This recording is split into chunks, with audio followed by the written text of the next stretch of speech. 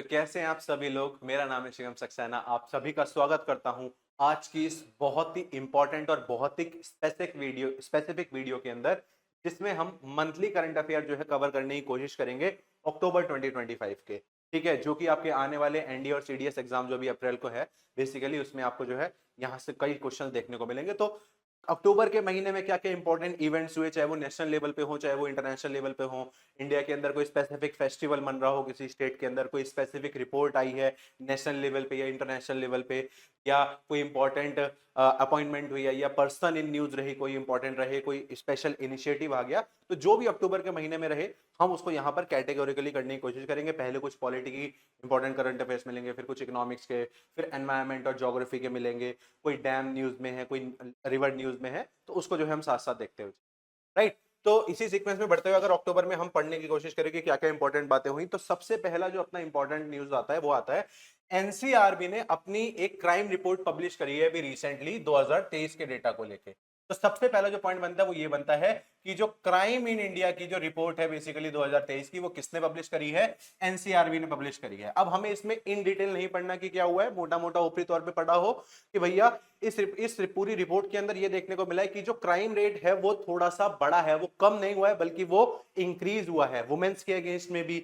Overall अगर देखा जाए तो क्राइम रेट आपका जो है आपको बढ़ता हुआ देखने को मिला है। तो मोटा मोटा आपको क्या याद रखना है कि भैया क्राइम रिपोर्ट जो है पब्लिश की गई है एनसीआरबी के द्वारा। ये एनसीआरबी जो है 1986 के अंदर एस्टेब्लिश करी गई थी।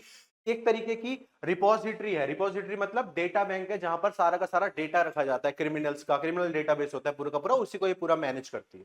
ठीक है, उसके बाद दूसरी इंपॉर्टेंट हमारे पास जो न्यूज देखने को मिली वो हमें देखने को मिली स्वच्छ शहर जोड़ी इनिशिएटिव, एसएसजे इनिशिएटिव। बेसिकली ये जो इनिशिएटिव है this was launched by ministry of housing and urban affairs, इसी को महुआ शॉर्ट फॉर्म में बोल देते हैं। इसके अंदर यह बोला गया कि हम 72 तो अच्छी अच्छी जो बड़ी बड़ी स्टेट्स हैं, बड़ी बड़ी सिटीज हैं बेसिकली, उनको मेंटर बनाएंगे और 200 हम ऐसी अलग अलग शहरों को चूज करेंगे जिनको मेंटी बनाएंगे। एक तरीके से टीचर और स्टूडेंट वाला रिलेशन बनाने की कोशिश की जा रही है कि ये जो मेंटर सिटीज हैं ये अपने नीचे मेंटी सिटीज को जो है ट्रेन किया करेंगी। किस चीज को लेके?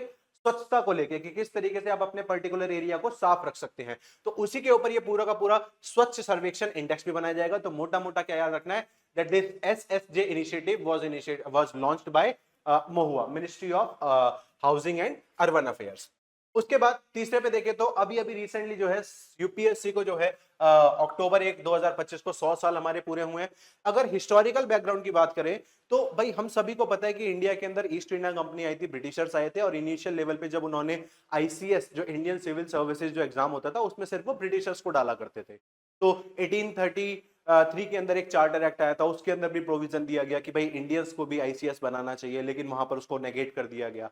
फिर 1853 के अंदर मतलब पर्टिकुलरली बोला कि ठीक है इंडियंस के भी अब ओपन कंपटीशन है, अब वो भी एग्जाम दे सकते हैं। तो उस समय कंडीशंस ये हुआ करती थी कि आपको एग्जाम देने ही बेसिकली लंदन जाना पड़ेगा, वहीं का पूरा सिलेबस पढ़ना पड़ेगा, हर चीज उसके हिसाब से थी, बहुत हार्श कंडीशन थी। उस कंडीशन में भी हमारे जो सबसे पहले क्लियर करने वाले बंदे बने दैट इज सत्येंद्र नाथ टैगोर। सत्येंद्र नाथ टैगोर ने 1864 के अंदर आईसीएस का एग्जाम क्लियर किया।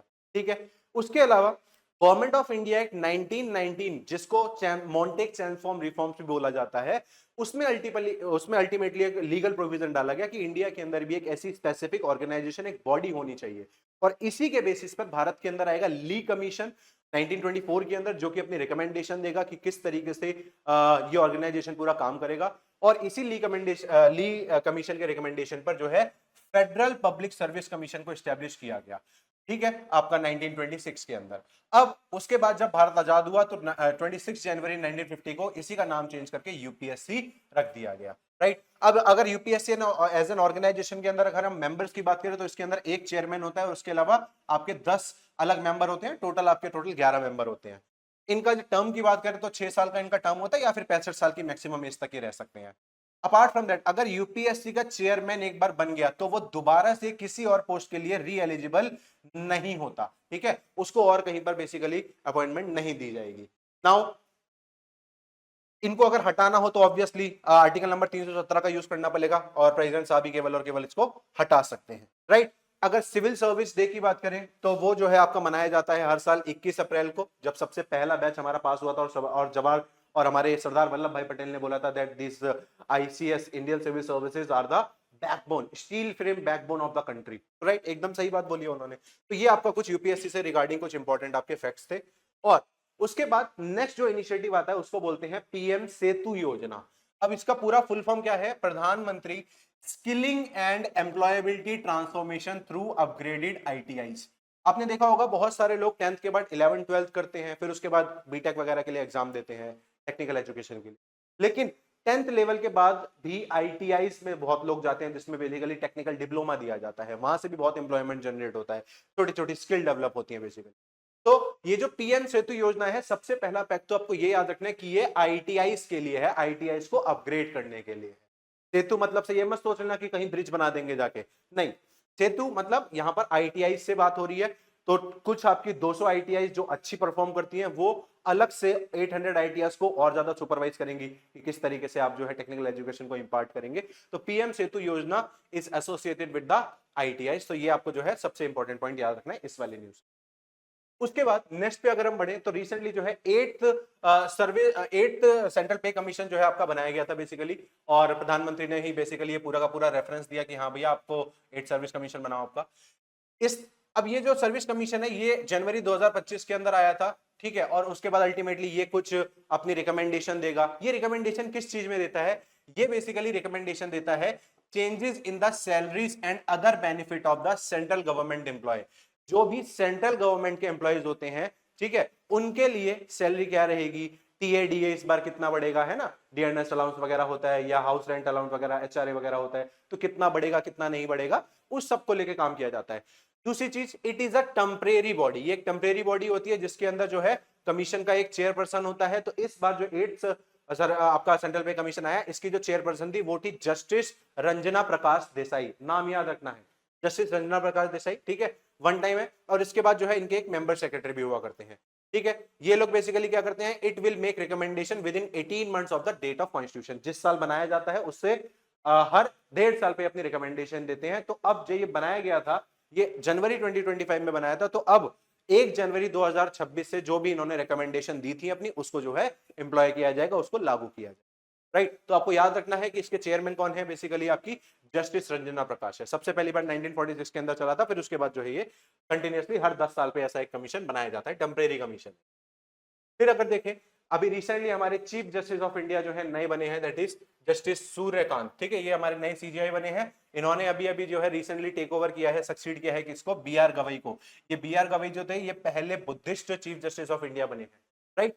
अब चीफ जस्टिस ऑफ इंडिया के बारे में कुछ कुछ इंपॉर्टेंट बातें। The chief justice of India and the other जजेस of the supreme court are appointed by president. सबसे पहली बात तो इनको प्रेसिडेंट अपॉइंट करता है आर्टिकल नंबर 124 के तहत। इसके अलावा चीफ जस्टिस ऑफ इंडिया जो होता है वो टिपिकली हमेशा क्या होता है, एक सीनियर मोस्ट जज होता है, और उसी को जो है माना जाता है कि यही सबसे बढ़िया फिट रहेंगे। यूनियन लॉ मिनिस्टर जो होते हैं वो क्या करते हैं, बेसिकली रिकमेंडेशन देते हैं कि किस किस का नाम, जो भी 2-3 जनों का नाम रिकमेंड किया जाता है, अल्टीमेटली उसमें से फाइनल अपॉइंटमेंट जो है कौन करता है, फिर प्रेसिडेंट करता है। बाकी जजेस की बात करें तो उनके लिए कॉलेजियन सिस्टम होता है, जिसमें सीजीआई और बाकी 4 जज मिलके अलग अलग लोगों का नाम रिकमेंड करते हैं कि भाई सुप्रीम कोर्ट के अंदर कौन कौन जज बनने चाहिए, राइट। अगर एडिशनल इंफॉर्मेशन अगर हम स्टेट गवर्नमेंट के बारे में बात करें तो स्टेट के अंदर क्या होता है, आर्टिकल नंबर 217 के तहत जो हाई कोर्ट का जो चीफ जज होता है उसकी जो अपॉइंटमेंट होता है बेसिकली वो chief justice of India president का कंसल्टेशन लेके करता है। प्रेसिडेंट ही उसको अपॉइंट करता है बेसिकली, और उसकी जो ओथ वगैरह है फिर वो गवर्नर दिलवाते हैं। बट ये प्रेसिडेंट को पहले चीफ जस्टिस ऑफ इंडिया से जो है प्रायर पूछना होता है, तो सजेशन भी ले सकते हैं, ठीक है। तो जब भी हाई कोर्ट के अगर चीफ जस्टिस आपको अलॉट करना होता है तो उसके लिए जो है कंसल्ट भी करते हैं जो आपके प्रेसिडेंट होते हैं। Now centre invokes mutual legal assistance treaty. अब ये सबसे पहली बात तो एमलेट ट्रीटी होती क्या है, देखो अभी रिसेंटली आपने देखा होगा कि हमारे जो सिंगर हैं, बहुत ही अच्छे सिंगर हुआ करते थे, जुबीन गर्ग, बेसिकली इनकी जो है अभी रिसेंटली डेथ हो गई है। तो रिसेंटली हमने क्या करा है, इंडिया ने एमलेट जो हमारी ट्रीटी है बेसिकली उसको इन्वोक करा है सिंगापुर के साथ, क्योंकि सिंगापुर में ही इनका शो चल रहा था, वहीं पर इनकी डेथ हुई। तो एमलेट ट्रीटी के तहत क्या होता है कि ये जो डेथ हुई है इसकी अब इन्वेस्टिगेशन हो, वहां पर ऐसा क्या इवेंट हुए, क्या ऐसे सर्कमस्टांसेस हुए कि वहां पर उनकी ऐसी डेथ हो गई, तो इसको इन्वेस्टिगेट करते हैं, राइट। तो एमलेट ट्रीटी जो है हमने साइन करी है किसके साथ, जो है सिंगापुर के साथ, और ये बेसिकली जुबिन गर्ग को लेके उसके उनकी डेथ की इन्वेस्टिगेशन को लेके बेसिकली हमने इसको इन्वोक किया है अपना, ठीक है। इसका क्या मतलब है, इसको इन्वोक करने से क्या होगा, जो क्रिमिनल्स है वो भाग ना पाए, ठीक है, ताकि वो हमारे सिस्टम को सेबोटाज ना कर सके। तो ये वही एग्रीमेंट होते हैं, बायलैटरल एग्रीमेंट होते हैं जो अलग अलग देश साइन करते हैं। इंडिया ने एमलेट जो है अपना 45 कंट्रीज के साथ जो है साइन किया हुआ है। तो रिसेंटली जो है हमने सिंगापुर के साथ इन्वोक की है। उसके बाद इंडिया और भूटान का एक नया रेलवे प्रोजेक्ट आया है, जिसमें हम दो नई नई ट्रैक्स बना रहे हैं बेसिकली। एक जो है आपका रेलवे लाइन जो बनेगी वो बनेगी कोकराझार गेलेफू लाइन, और जो दूसरी वाली आपकी बनेगी वो बनेगी आपकी बनहरात और समस्ती लाइन। तो इसमें जो मेजर हमें पॉइंट याद रखना है वो याद रखना है कि ये दोनों लोकेशंस बेसिकली भूटान की लोकेशंस है, राइट। सबसे पहले तो एक आपको याद रखना है गेलेफू, ये जो गेलेफू है भूटान के अंदर है, इसको डेवलप किया जा रहा है माइंडफुल सिटी के रूप में। और जो समझ से आपकी जो जगह है इसको डेवलप किया जा रहा है बेटा इंडस्ट्रियल टाउन के रूप में। तो सबसे पहले तो ये आप ध्यान बात रखनी है, भूटान गवर्नमेंट ये करना चाहती है और हम उनकी हेल्प कर रहे हैं। तो हम यहां से क्या कर रहे हैं, अपना असम से और वेस्ट बंगाल से जो है अपनी दो नई ट्रेन सिस्टम लॉन्च कर रहे हैं, ताकि ये हब बन सके, यहां से ट्रेड एंड कॉमर्स अच्छे से हो सके। तो याद रखना है कि ये प्रोजेक्ट कहां पर है, हमारे भूटान के साथ चल रहे हैं। प्लस गैलेफू जो है माइंडफुलनेस सिटी है, और जो आपका समझ से है जो ये आपका इंडस्ट्रियल टाउन की बात हो रही है। इसके बाद अगर हम और आगे बढ़ते हैं तो हम देखते हैं India is re elected to the ICAO council. अब ये आईसीएओ काउंसिल क्या होती है, बेसिकली इसका मतलब होता है council of international civil aviation. जो भी आपके नॉर्मली है, जितने भी एयरलाइंस होती हैं, चाहे वो इंडिगो हो, टाटा हो, है ना, प्राइवेट स्पाइस जेट वगैरह हो, कोई भी हो, तो प्रॉपर ये सही से काम कर रही है, गाइडलाइंस को फॉलो कर रही है कि नहीं कर रही है, इंटरनेशनल जो भी ट्रीटीज और रूल्स बना रखे हैं उसको लेके फॉलो कर रही है कि नहीं कर रही है। तो सिविल एविएशन को लेके अलग अलग इनकी ऑर्गेनाइजेशन है, तो यही एक ऑर्गेनाइजेशन है। तो इंडिया जो है री इलेक्ट हुआ है इसकी चेयरमैनशिप के लिए अगले 3 साल के लिए, बेसिकली 2025 से लेके 2028 तक। ठीक है जी। अब ये जो आईसीओ की असेंबली है ये हर 3 साल में एक बार मिलती है, हर बार इनके इलेक्शंस होते हैं, और टोटल इसमें 193 जो है मेंबर्स आपको देखने को मिलेंगे, राइट। तो मेंबर कंट्रीज हैं आईसीओ के, जो फिलहाल जो अपनी अपनी जो प्रेसिडेंसीशिप आई है वो फिलहाल इंडिया के पास आई है, ठीक है। उसके बाद नेक्स्ट मॉस्को फॉर्मेट टॉक। अब ये मॉस्को फॉर्मेट टॉक क्या है, बेसिकली इंडिया, चाइना और बहुत सारे अलग अलग 10 देश हैं, इन लोगों ने मिलकर क्या करा है, मॉस्को के अंदर अपने कुछ बातें करी, कुछ बातचीत करी, कुछ डिस्कशन टॉक्स करी, और इसके अंदर इन्होंने ये बोला कि हम मिस्टर मुत्ताकी को इस वाली ऑर्गेनाइजेशन के अंदर इंक्लूड करते हैं, एक ऑफिशियल रूप में मानते हैं। अब बेसिकली ये जो मॉस्को टॉक फॉर्मेट है, मॉस्को फॉर्मेट टॉक है, बेसिकली ये 8-10 कंट्रीज ने मिलकर क्या करा है, अफगानिस्तान के अंदर पीस रहे, शांति रहे, वहां पर जो है दिक्कतें ना हो, रिवोल्ट ना हो इतने, वैसे हमें देख रहा है। तो अफगानिस्तान को के अंदर स्टेबिलिटी को प्रमोट करने के लिए बेसिकली मॉस्को फॉर्मेट टॉक्स है। तो अफगानिस्तान से ही एक बंदा बिलोंग करता है, मिस्टर मुत्ताकी, ठीक है जी। इसको जो है ऑफिशियल मेंबर के रूप में माना है कि चलो ठीक है आप भी आओ, हम लोग बात करते हैं किस तरीके से अफगानिस्तान के अंदर जो है हम शांति ला सकते हैं, स्टेबिलिटी ला सकते हैं, राइट। तो पॉइंट याद रखना है आपको ये, अगर कभी मिस्टर मुत्ताकी अगर नाम आ जाएगा। उसके बाद पोलर सिल्क रोड, भाई हमें सिल्क रोड तो पता है, चाइना के थ्रू जो है बनवाया गया था, पूरा का पूरा एशिया को, पूरे सेंट्रल एशिया, वेस्ट एशिया और पूरे यूरोप को कनेक्ट करती है, सबसे बड़ा ट्रेड रूट हुआ करता था, हमें यही तो पता है, ये तो रहा पूरा का पूरा सिल्क रोड ऐसे पूरा कनेक्ट होगा। लेकिन अभी रिसेंटली चाइना ने अपना पोलर सिल्क रोड डिजाइन करा है, जहां पर चाइना से इनका एक ये शिप निकलेगा, और ये निकलेगा निकलेगा निकलेगा पूरा रशिया को क्रॉस करते हुए ऊपर आर्कटिक रीजन के अंदर जाएगा, और फिर वहां से पूरा का पूरा क्रॉस करके ये आएगा यूनाइटेड किंगडम, ब्रिटेन पहुंच जाएगा बेसिकली, राइट। तो इसी को बोला है पोलर सिल्क रोड। तो बेसिकली ये जो पोलर सिल्क रोड है, इस पे जो ये सबसे पहली बार ये जो बंदा ये जो अपना शिप लेके जा रहा है, वैसा इसी शिप का नाम है इस्तांबुल ब्रिज। तो चाइनीज शिप है इस्तांबुल ब्रिज, बेसिकली पहला कमर्शियल व्हीकल है जो चाइना से निकलेगा, जोशान से, और कहां पहुंचेगा, यूके के अंदर, मतलब उत्तराखंड नहीं, यूनाइटेड किंगडम, ब्रिटेन, कहां, फेलिक्सटो नाम की जगह पर। पूरे के पूरे इस रीजन को क्रॉस करने में इसको 18 दिन लगेंगे, और इसी को हम जो है पोलर सिल्क रूट बोल रहे हैं। कंपैरेटिवली बेटा ये ज्यादा किफायती होगा, इसमें ज्यादा पैसा नहीं लगेगा, क्योंकि जो आपकी एयरलाइन ट्रेवल होता है उसमें कॉस्टिंग ज्यादा आती है, और यहां पर कॉस्टिंग उतनी ज्यादा नहीं आती है। तो ये बीआरआई बेसिकली चाइना का जो बॉर्डर रोड इनिशिएटिव है उसी के तहत जो है पोलर सिल्क रूट को भी ये डेवलप कर रहा है, ट्रेड एंड कॉमर्स को बेसिकली बढ़ाने के लिए, अपनी मार्केट को फैलाने के लिए, राइट। तो इस चीज से जुड़ा हुआ है। तो अगर बाई चांस नाम आ जाए इस्तांबुल ब्रिज, किस चीज से जुड़ा है, पोलर सिल्क रोड, चाइना का बेसिकली वेसल है ये, ठीक है। उसके बाद अफ्रीका की अगर बात करें तो पूरी दुनिया का सबसे लार्जेस्ट डेजर्ट जो है आपको अफ्रीका के अंदर देखने को मिलता है, सहारा डेजर्ट बोलते हैं उसको। हो क्या रहा है कि सहारा डेजर्ट आजकल और ज्यादा साउथवर्ड्स की तरफ बढ़ रहा है, तो इसका इंपैक्ट जितना ज्यादा बढ़ेगा, मतलब ये एरिया उतना ही ज्यादा खराब होता जाएगा, जितना ज्यादा डेजर्टिफाई होता जाएगा तो लोगों को दिक्कत होगी, खाने पीने में दिक्कत होगी, एम्प्लॉयमेंट में दिक्कत होगी, अलग अलग तरीके की दुनिया भर की दिक्कतें प्रॉब्लम आ जाएंगी। तो इसीलिए अफ्रीकन यूनियन जो सारी स्टेट्स हैं अफ्रीकन कॉन्टिनेंट की, उन्होंने मिलकर क्या करा, एक प्रोग्राम लॉन्च करा जिसको बोलते हैं the great green wall project, जिसमें आपके यहाँ सेनेगल हो गया, इसके अलावा आपका जो है मोरक्को हो गया, यहां से जो है आपकी सारी की सारी नाइजर, नाइजीरिया, सूडान, उसके अलावा एरिट्रिया, एथियोपिया, ये अलग अलग देश हैं जो आपके सहारा के साथ बाउंड्री जो है मिलाते हैं अपनी। तो ये ग्रीन, सबसे पहला पॉइंट तो ये याद रखना है कि जो आपका ग्रेट ग्रीन वॉल प्रोजेक्ट है ये अफ्रीका के अंदर है। दूसरा हमें ये पता होना चाहिए कि ये क्यों है, सहारा डेजर्ट का एक्सपेंशन साउथ की तरफ और ज्यादा नीचे ना हो और ज्यादा डेजर्टिफिकेशन ना हो, इस वजह से है। तो अभी रिसेंटली ये न्यूज में चल रहा था कि सेनेगल में कुछ दिक्कतें आ रही हैं बेसिकली प्लांटेशन को करने में, तो इस वजह से न्यूज में बना हुआ था ये। बेसिकली इस पूरे ग्रेट ग्रीन इनिशिएटिव का मुद्दा क्या है, एम क्या है, हमें 100 मिलियन हेक्टेयर्स लैंड पर जो है प्लांटेशन करना है, इसी को ग्रीन वॉल प्रोजेक्ट बोला जा रहा है, ठीक है। लेकिन सेनेगल में ही जो है प्रॉब्लम आ रही है, तो ये याद रखना कहां पर है, अफ्रीका के अंदर आपको देखने को मिलेगा, डेजर्टिफिकेशन बहुत ज्यादा ना हो उस चीज को रोकने के लिए।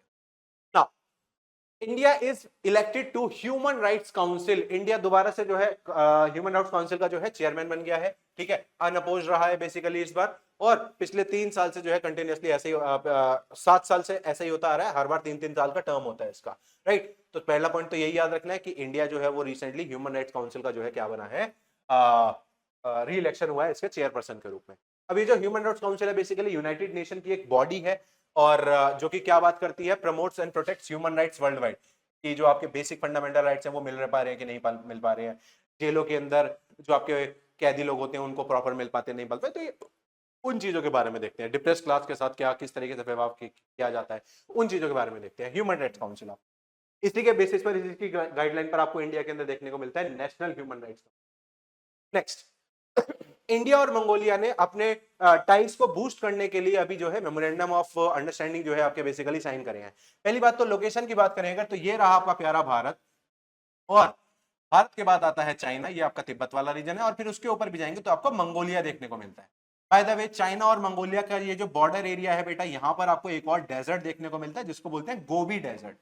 तो मंगोलिया के आपके जो बेसिकली जो प्राइम मिनिस्टर है वो अभी जो है भारत के अंदर आए थे, जिनका नाम था क्या, प्रेसिडेंट जो बेसिकली है वो भारत के अंदर आए थे, खुरेल सुख उखना, ठीक है, न्यू दिल्ली के अंदर मिले थे। तो ये बेसिकली आए थे बुद्धिस्ट ट्रेडिशन को लेके, और हमारी तो प्राइम मिनिस्टर की वैसे भी पॉलिसी रही है, एक्ट ईस्ट पॉलिसी वगैरह, जिसमें हम बुद्धिज्म को यूज करते हैं अपने रिलेशंस को अच्छा बनाने के लिए, राइट। तो अगर मैं बात करूं मंगोलिया की, तो मंगोलिया के अंदर एक आपकी इंपॉर्टेंट मोनेस्ट्री आती है, बुद्धिस्ट मोनेस्ट्री, जिसको बोलते हैं गंडन मोनेस्ट्री।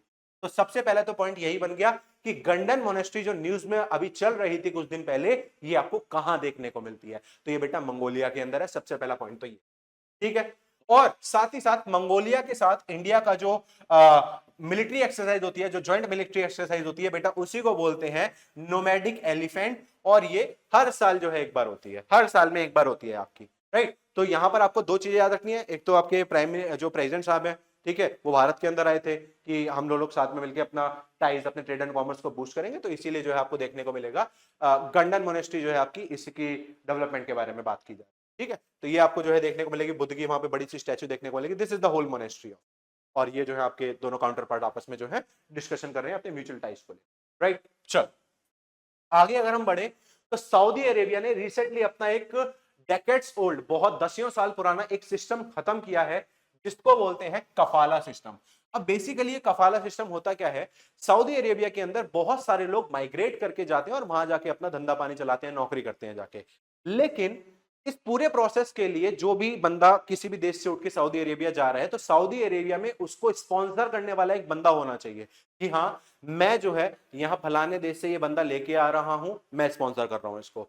तो अब जितने भी उस बंदे के डॉक्यूमेंट्स हैं जो अभी सऊदी अरेबिया के अंदर आया है, वो सारे के सारे स्पॉन्सर के पास आ गए, है ना। अब अगर ये जो बंदा है जो नौकरी कर रहा है, अगर इसको कहीं माइग्रेट करना हो, एक जगह से दूसरी जगह जाना हो, या घर खरीदना हो, नौकरी लेनी हो, तो उन सब चीजों में डॉक्यूमेंटेशन, वीजा वगैरह लगता है, और वो सारे डॉक्यूमेंट्स किसके पास है, वो स्पॉन्सर के पास है। तो इससे दिक्कतें हो रही हैं, दिक्कतें ये हो रही है कि ये लोग जो स्पॉन्सर है ये उस चीज का गलत फायदा उठा रहे हैं, बंधुआ, एक तरीके से बंधुआ मजदूरी हो गई कि नहीं नहीं हम तुम्हें डॉक्यूमेंट्स नहीं दे रहे, काम करो, सैलरी नहीं दे रहे, काम करो। तो ये इसी को बोलते हैं कफाला सिस्टम। तो रिसेंटली सऊदी अरेबिया ने अपना यही कफाला सिस्टम जो है खत्म किया है, राइट। और इस समय जो सऊदी के आपके जो क्राउन प्रिंस है दैट इज प्रिंस मोहम्मद बिन सलमान। तो बेसिकली कफालत सिस्टम आपका सऊदी अरेबिया से जुड़ा हुआ है, राइट। उसके बाद नेक्स्ट पर अगर हम आए तो ईस्ट तिमोर नाम की एक कंट्री है, वो अभी रिसेंटली आसियान की 11th मेंबर बनी है। आसियान कंट्रीज होती है बेसिकली, उसका नाम है association of south east Asian nation. इसके अंदर टोटल आपको 10 मेंबर देखने को मिलते हैं। तो इसी ऑर्गेनाइजेशन के अंदर क्या हुआ है, अभी अभी एक नई कंट्री आके मिली है जिसको बोलते हैं ईस्ट तिमोर। अब ये ईस्ट तिमोर कहां देखने को मिलेगा, ये आपको पैसिफिक ओशन के अंदर देखने को मिलता है। ऑस्ट्रेलिया इसके नीचे है और इसके ऊपर देखने को मिलेगा ऑस्ट्रेलिया के नॉर्थ में। तो ये आपने इंडोनेशिया का नाम सुना होगा, इंडोनेशिया के आगे जो वाला पार्ट है इसी को बोलते हैं ईस्ट तिमोर। तो ये रिसेंटली जो है क्या है, बेसिकली पार्ट बना है। तो it constitute the eastern side of the larger island. और ये पहले इनिशियल लेवल पे जब कॉलोनाइजेशन का टाइम हुआ करता था तो ये एक पोर्चुगीज कॉलोनी हुआ करता था, और फिर 1975 के अंदर ये बेसिकली आजाद हो जाएगा। लेकिन फिर इंडोनेशिया ने 9 दिन के बाद इसके ऊपर अटैक कर दिया, तो तब से जो है वहां पर सिविल वॉर चल रहा था, लेकिन फिर भी एक अलग स्टेट के रूप में निकल कर आया। तो यही ईस्ट तिमोर जो है आपका, या इसी को तिमोर लेस्टे भी बोलते हैं, ये रिसेंटली आसियान का मेंबर बना है, ठीक है जी। अब ये बहुत ही सिग्निफिकेंट मूवमेंट है, क्योंकि जो लास्ट जो मेंबर ऐड हुआ था वो 1999 में हुआ था, कंबोडिया। उसके बाद से आज 25-26 साल के बाद एक नया कंट्री ऐड हो रही है, that's why it is important, right. तो ईस्ट तिमोर जो है आप लोग जो है बेसिकली याद रखेंगे, कहां पर आपको देखने को मिलेगा, लोकेशन भी पता चल गई और आसियान के बारे में भी देख लिया। उसके बाद नोबेल प्राइज जो है इस बार जो है डिक्लेयर करे गए हैं। तो नोबेल प्राइज जो इकोनॉमिक्स की अगर हम बात करें तो इकोनॉमिक्स के अंदर 2 जनों को मिला है, एक है आपके जोएल मोकेर और एक है आपके फिलिप एगियोन और एक है आपके पीटर हॉटविट। इन तीनों को जो है बेसिकली ये आपको नोबेल प्राइज देखने को मिलेगा। अब ये नोबेल प्राइज देता कौन है, तो हमें तो ये पता है कि एल्फ्रेड नोबेल नाम के एक बंदे हुआ करते थे, जिन्होंने डायनामाइट होता है बेसिकली बम जो होता है, उसका आरडीएक्स को मिला के जो है बम की इन्वेंशन करी, डायनामाइट की। लेकिन इससे तो भैया और ज्यादा फैल के, तो उन्होंने कहा कि यार ये तो मेरे को गलत चीज के रूप में याद रखेगी ऐसे तो जनता, तो इन्होंने नोबेल प्राइज स्टार्ट करे। अब ये नोबेल प्राइज जो है अलग अलग फील्ड्स के अंदर दिए जाते हैं। सबसे पहले अगर हम बात करें इकोनॉमिक्स की, तो इन तीनों जनों को मिला है, ये दिया जाता है economics Mala royal Swedish academy of sciences, ये देता है। नोबेल प्राइज के अंदर ही 3 कैटेगरीज होती हैं basically. Royal Swedish academy of science जो है स्टॉकहोम के अंदर आपको देखने को मिलता है, ये इकोनॉमिक्स के अंदर जो है नोबेल प्राइज देता है। उसके बाद एक और आपका न्यूज में रहा बेसिकली सेम मॉडल। अब ये सेम मॉडल क्या होता है, सेम का मतलब होता है it receive the global technical recognition from food and agriculture organisation on 15 October. है क्या basically, food and agriculture organisation को अभी अभी 80 साल पूरे हुए हैं, ठीक है। और उसने इंडिया के ये जो सेम मॉडल है इसको अच्छा खासा रिकॉग्नाइज करा है। बेसिकली ये है क्या, तो मतलब होता है इसका सस्टेनेबल एक्वाकल्चर इन मैंग्रोव्स इकोसिस्टम। जो भी हमारे भारत का कोस्टल एरिया है जहां पर आपको मैंग्रोव्स देखने को मिलते हैं, उनको किस तरीके से प्रोटेक्ट किया जा सकता है, उनकी बायोडाइवर्सिटी खराब ना हो, उनको किस तरीके से हम ज्यादा रूप में ग्रो करवा सकते हैं, तो उसी के ऊपर ये पूरा का पूरा मॉडल है। इसमें यूज किया जाएगा श्रिम्प एक्वाकल्चर को। ये श्रिम्प ऐसे जीव होते हैं जो बहुत ज्यादा केमिकल एक्सपेल्जर नहीं करते हैं, नॉर्मल रहते हैं एकदम। इनकी वजह से जो है मैंग्रोव्स को थोड़ा सा हम जो है बढ़ाने की कोशिश कर सकते हैं। तो सेम मॉडल के अंदर श्रिम्प का यूज किया जा रहा है बेसिकली, ठीक है जी। तो कहां पर इंप्लीमेंटेड इन सुंदरबन डेल्टा जो कि वेस्ट बंगाल के अंदर देखने को मिलेगा। अब ये सेम मॉडल डेवलप किसने करा है, एक ऑर्गेनाइजेशन है जिसको बोलते हैं न्यूज। इसका मतलब होता है nature environment and wild life society. इसने बेसिकली इनॉग्रेट करा है इसको, किस चीज के लिए, integrate shrimp aquaculture with mangrove restoration. Mangroves को रिस्टोर करेंगे श्रिम्प एक्वाकल्चर को लॉन्च करके, ठीक है। जितने भी आसपास आपको अराउंड देखने को मिलेंगे, पॉन्ड्स देखने को मिलेंगे, वहां पर श्रिम्प डाल दिया जाएगा, राइट। अब अगर हम ग्लोबल रैंकिंग की बात करें तो इंडिया जो है वो सेकंड लार्जेस्ट एक्वाकल्चर प्रोड्यूसर है चाइना के बाद। चाइना जो है फर्स्ट लार्जेस्ट प्रोड्यूसर है एक्वाकल्चर के अंदर, इंडिया सेकंड लार्जेस्ट है, ठीक है। इसके अलावा आप जितने भी भारत के अंदर कोस्टल स्टेट्स हैं वहां पर ये सारा का सारा एक्वाकल्चर आपको देखने को मिलेगा। आंध्र प्रदेश, वेस्ट बंगाल, उड़ीसा, तमिलनाडु, केरला, गुजरात, ठीक है, यहाँ पर। इसके अलावा श्रिम्प फार्मिंग की बात करें तो ये भी आंध्र प्रदेश, वेस्ट बंगाल, उड़ीसा, तमिलनाडु के अंदर आपको देखने को मिलेगी, राइट। तो ये आपको जो है ध्यान रखना है। सेम मॉडल किस चीज से जुड़ा हुआ है, आपका मैंग्रोव्स के साथ जुड़ा हुआ है, जिसमें श्रिम्प एक्वाकल्चर का यूज किया जा रहा है। उसके बाद state mining readiness index basically अभी रिसेंटली लॉन्च किया गया। ये इंडेक्स क्या बताता है कि इंडिया की स्टेट्स के अंदर अलग अलग जितने भी मिनरल रिसोर्सेज हैं या जितने भी रिसोर्सेज हैं, तो कौन कितना रेडी है कितना रिसोर्स देने के लिए। तो ये तो डिपेंड करता है कि भाई उस स्टेट के पास कौन सा रिसोर्स है और कितना है ना। तो हमने क्या कर रखा है, पूरे इंडिया की स्टेट्स को 3 अलग अलग कैटेगरीज में बना दिया। एक एक है कैटेगरी ए। कैटेगरी ए वो है जहां पर आपको बहुत सारे रिच मिनरल्स देखने को मिलते हैं, मतलब मिनरल रिच एरिया है। तो टॉप 3 स्टेट्स उसमें मध्य प्रदेश आ गई, है ना, फिर राजस्थान आ गई, फिर गुजरात आ गया, तो मध्य प्रदेश ने टॉप मारा है। कुछ ऐसी स्टेट्स भी हैं जहां पर उतना ज्यादा मिनरल नहीं है, वो तो कंपोजिशन पे डिपेंड करता है, उतना ज्यादा मिनरल नहीं है, तो उसके अंदर जो कैटेगरी बी है उसमें जो है गोवा आपको देखने को मिला कि गोवा के पास अच्छे खासे मिनरल्स आपको देखने को मिलेंगे। और फिर कैटेगरी सी है जहां पर और ज्यादा कम आपको मिनरल रिसोर्स देखने को मिलते हैं, that is Goa, Punjab, Uttarakhand and Tripura. तो सबसे पहले याद रखना कि मिनिस्ट्री ऑफ माइंस ने क्या करा है, ये अपना स्टेट माइनिंग की रेडीनेस की इंडेक्स बेसिकली लॉन्च करा है। तो इसके अंदर जो है टॉप किसने मारा है, मध्य प्रदेश ने टॉप मारा है, राइट। उनकी मिनरल अवेलेबिलिटी के कारण ये उनकी जो है पूरी की पूरी इंडेक्स बनाया जाता है। उसके बाद सेविला फोरम। अब ये सेविला फोरम अगर कभी भी वर्ड आ जाए तो बेसिकली है क्या कि यूनाइटेड नेशन की मीटिंग हुई है, ठीक है। यूनाइटेड नेशन की एक बॉडी होती है जिसको बोलते हैं अंकटाड, ठीक है, उसको बोलते हैं United nation conference on trade and development. तो इसकी 16वीं मीटिंग हुई थी, तो इसके जिनेवा के अंदर बेसिकली, तो इसके अंदर एक ग्लोबल इनिशिएटिव लिया गया जिसको बोलते हैं Sevilla forum. Sevilla forum basically किस चीज के ऊपर है बेटा, डेप्थ के ऊपर है। पूरी दुनिया में आज के टाइम पर जितने भी देश हैं किसी ना किसी ने कर्जा ले रखा है हर एक से। अब कर्जा अगर ले रखा है तो भाई उसको किस तरीके से रिजॉल्व किया जाए, उसी चीज को लेकर ये फोरम बनाया गया है। तो बाई चांस सिविला फोरम जुड़ा हुआ है तो किससे, कर्जे से, डेप्थ से जुड़ा हुआ है, ठीक है जी। मीटिंग कहां हुई थी, जिनेवा के अंदर हुई थी, अंकटाड की, खत्म बात, ठीक है। अब ये इनिशिएटिव सबसे पहले लॉन्च किया गया स्पेन के द्वारा, और फिर जो है अंकटाड ने इसको सपोर्ट करा और मीटिंग करवाई, और अल्टीमेटली जो है डेप्थ को किस तरीके से चैलेंज आउट किया जाए उसके ऊपर डिस्कशन हुआ था ये। उसके बाद नेक्स्ट पर अगर हमें national seed corporation, national seed corporation का जो है एक प्रोसेसिंग प्लांट जो है रिसेंटली जो है न्यू दिल्ली के अंदर आपका बनाया गया, बेसिकली नेशनल सीड कॉर्पोरेशन का न्यू प्लांट, ठीक है। इसका एम क्या है, to promote and develop India seed industry. India के जो बीज इंडस्ट्री है बेसिकली उसको जो है डेवलप कराना है by producing and distributing high quality seeds to farmers. हम हाई क्वालिटी के सीड्स देना चाहते हैं फार्मर्स को। इसी से जुड़ा हुआ है आपका बेटा ग्रीन रेवोल्यूशन, जो कि 1960s के अंदर स्टार्ट हुआ था, एमएस स्वामीनाथन ने स्टार्ट करा था, ठीक है। तो ऐसा ही कुछ ये बात कर रहे हैं कि हमें हाई क्वालिटी के सीड्स देने हैं फार्मर्स को ताकि एग्रीकल्चर प्रोडक्टिविटी को बढ़ाया जा सके, इसीलिए दिल्ली के अंदर जो है इसका प्लांट लगाया गया है। ये इंपॉर्टेंट एक करंट अफेयर बन के आता है। अब ये जो नेशनल सीड कॉर्पोरेशन है आपका, ये 1963 के अंदर स्टैब्लिश किया गया था, हेडक्वार्टर भी यहीं देखने को मिलेगा, राइट। और एक तरीके की गवर्नमेंट मिनी रत्ना कंपनी है ये। अलग अलग टाइप्स की कंपनी होती है, डिपेंड्स कि वो कितना रेवेन्यू जनरेट करके देती है। जैसे नवरत्न कंपनी, नवरत्न कंपनी है, ठीक है, कुछ महारत्न कंपनी है, कुछ मिनी रत्न कंपनी है। तो ये भी एक मिनी रत्न कंपनी है, काफी रेवेन्यू जनरेट करके देती है। क्यों? क्योंकि आप खुद देखो इंडिया के अंदर फार्मर्स कैटेगरी ज्यादा है जो एग्रीकल्चर एक्टिविटीज में जुड़ती है बेसिकली, राइट, गांव के अंदर। उसके बाद कोरल लार्वे क्रायोबैंक। फिलीपींस ने रिसेंटली एक जो है नया क्रायो बैंक लॉन्च करा है, साउथ ईस्ट एशिया का सबसे पहला कोरल लार्वे क्रायो बैंक है ये। बेसिकली क्रायो बैंक वो होता है, एक तरीके की टेक्नोलॉजी होती है जो टेम्परेचर को डाउन करके सेल्स को वहीं रोक देती है, तो सेल्स जो है वहीं जो है प्रिजर्व रहते हैं, जो भी आपके बॉडी सेल्स होते हैं वो प्रिजर्व रहते हैं। तो ऐसे ही कोरल रीफ्स को प्रिजर्व करने के लिए बेसिकली ये कोरल लार्वा बैंक बनवाया गया है। किसके द्वारा? फिलीपींस के द्वारा बनवाया गया है, ताकि हम कोरल्स की इस जेनेटिक डाइवर्सिटी को बचा सके, प्रोटेक्ट कर सकें। अब इसी के लिए क्या है बेसिकली एक वर्ड आता है कोरल ट्रायंगल। ये कोरल ट्रायंगल के अंदर आपको क्या देखने को मिलेगा? Sea spans of 6 million square kilometre, basically बहुत बड़ा ये आपको स्क्वायर किलोमीटर एरिया देखने को मिलता है ट्रायंगल शेप के, इसी को बोलते हैं कोरल ट्रायंगल। इसके अंदर आपको बहुत सारे छोटे छोटे आइलैंड्स आते हैं, जैसे इंडोनेशिया आ गया, मलेशिया आ गया, पपुआ न्यू गिनी आ गया, फिलीपींस आ गया, सोलोमन आइलैंड आ गया, तिमोर लेस्टे आइलैंड आ गए। ये सारे के सारे आइलैंड जो है आपको यहाँ देखने को मिलते हैं, जो कि आपका पैसिफिक ओशियन का पार्ट है, राइट। ऐसे जब हम इंडियन ज्योग्राफी में पढ़ते हैं माइक्रोनेशिया, मेलानेशिया, पॉलिनेशिया, तो ऐसे ही कोरल्स के लिए बेसिकली एक हमने एक बैंक बनाया है ताकि हम इनकी स्पीशीज को जो है प्रोटेक्ट कर सके सस्टेनेबल तरीके से, राइट।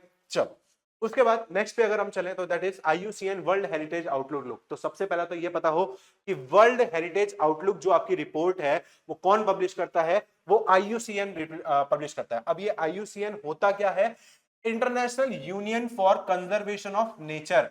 हमारे नेचर के अंदर, हमारी बायोस्फीयर के अंदर आपको बहुत सारे स्पीशीज दिखाई देखने को मिलते हैं, जिसको हम फ्लोरा एंड फौना, फ्लावर्स की बहुत सारी स्पीशीज है ना, एनिमल्स की बहुत सारी स्पीशीज है।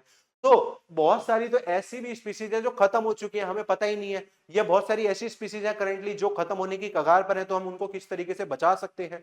तो IUCN वो ऑर्गेनाइजेशन है जो इन सभी चीज की फाइंडिंग्स के ऊपर नजर रखता है। तो इन्होंने क्या देखा कि पहली बार इन्होंने देखा कि जो साइट्स जो पॉजिटिव आउटलुक दिया करती थी इतने टाइम से, जो अच्छा काम कर रही थी, उनमें डिक्लाइन देखने को मिला।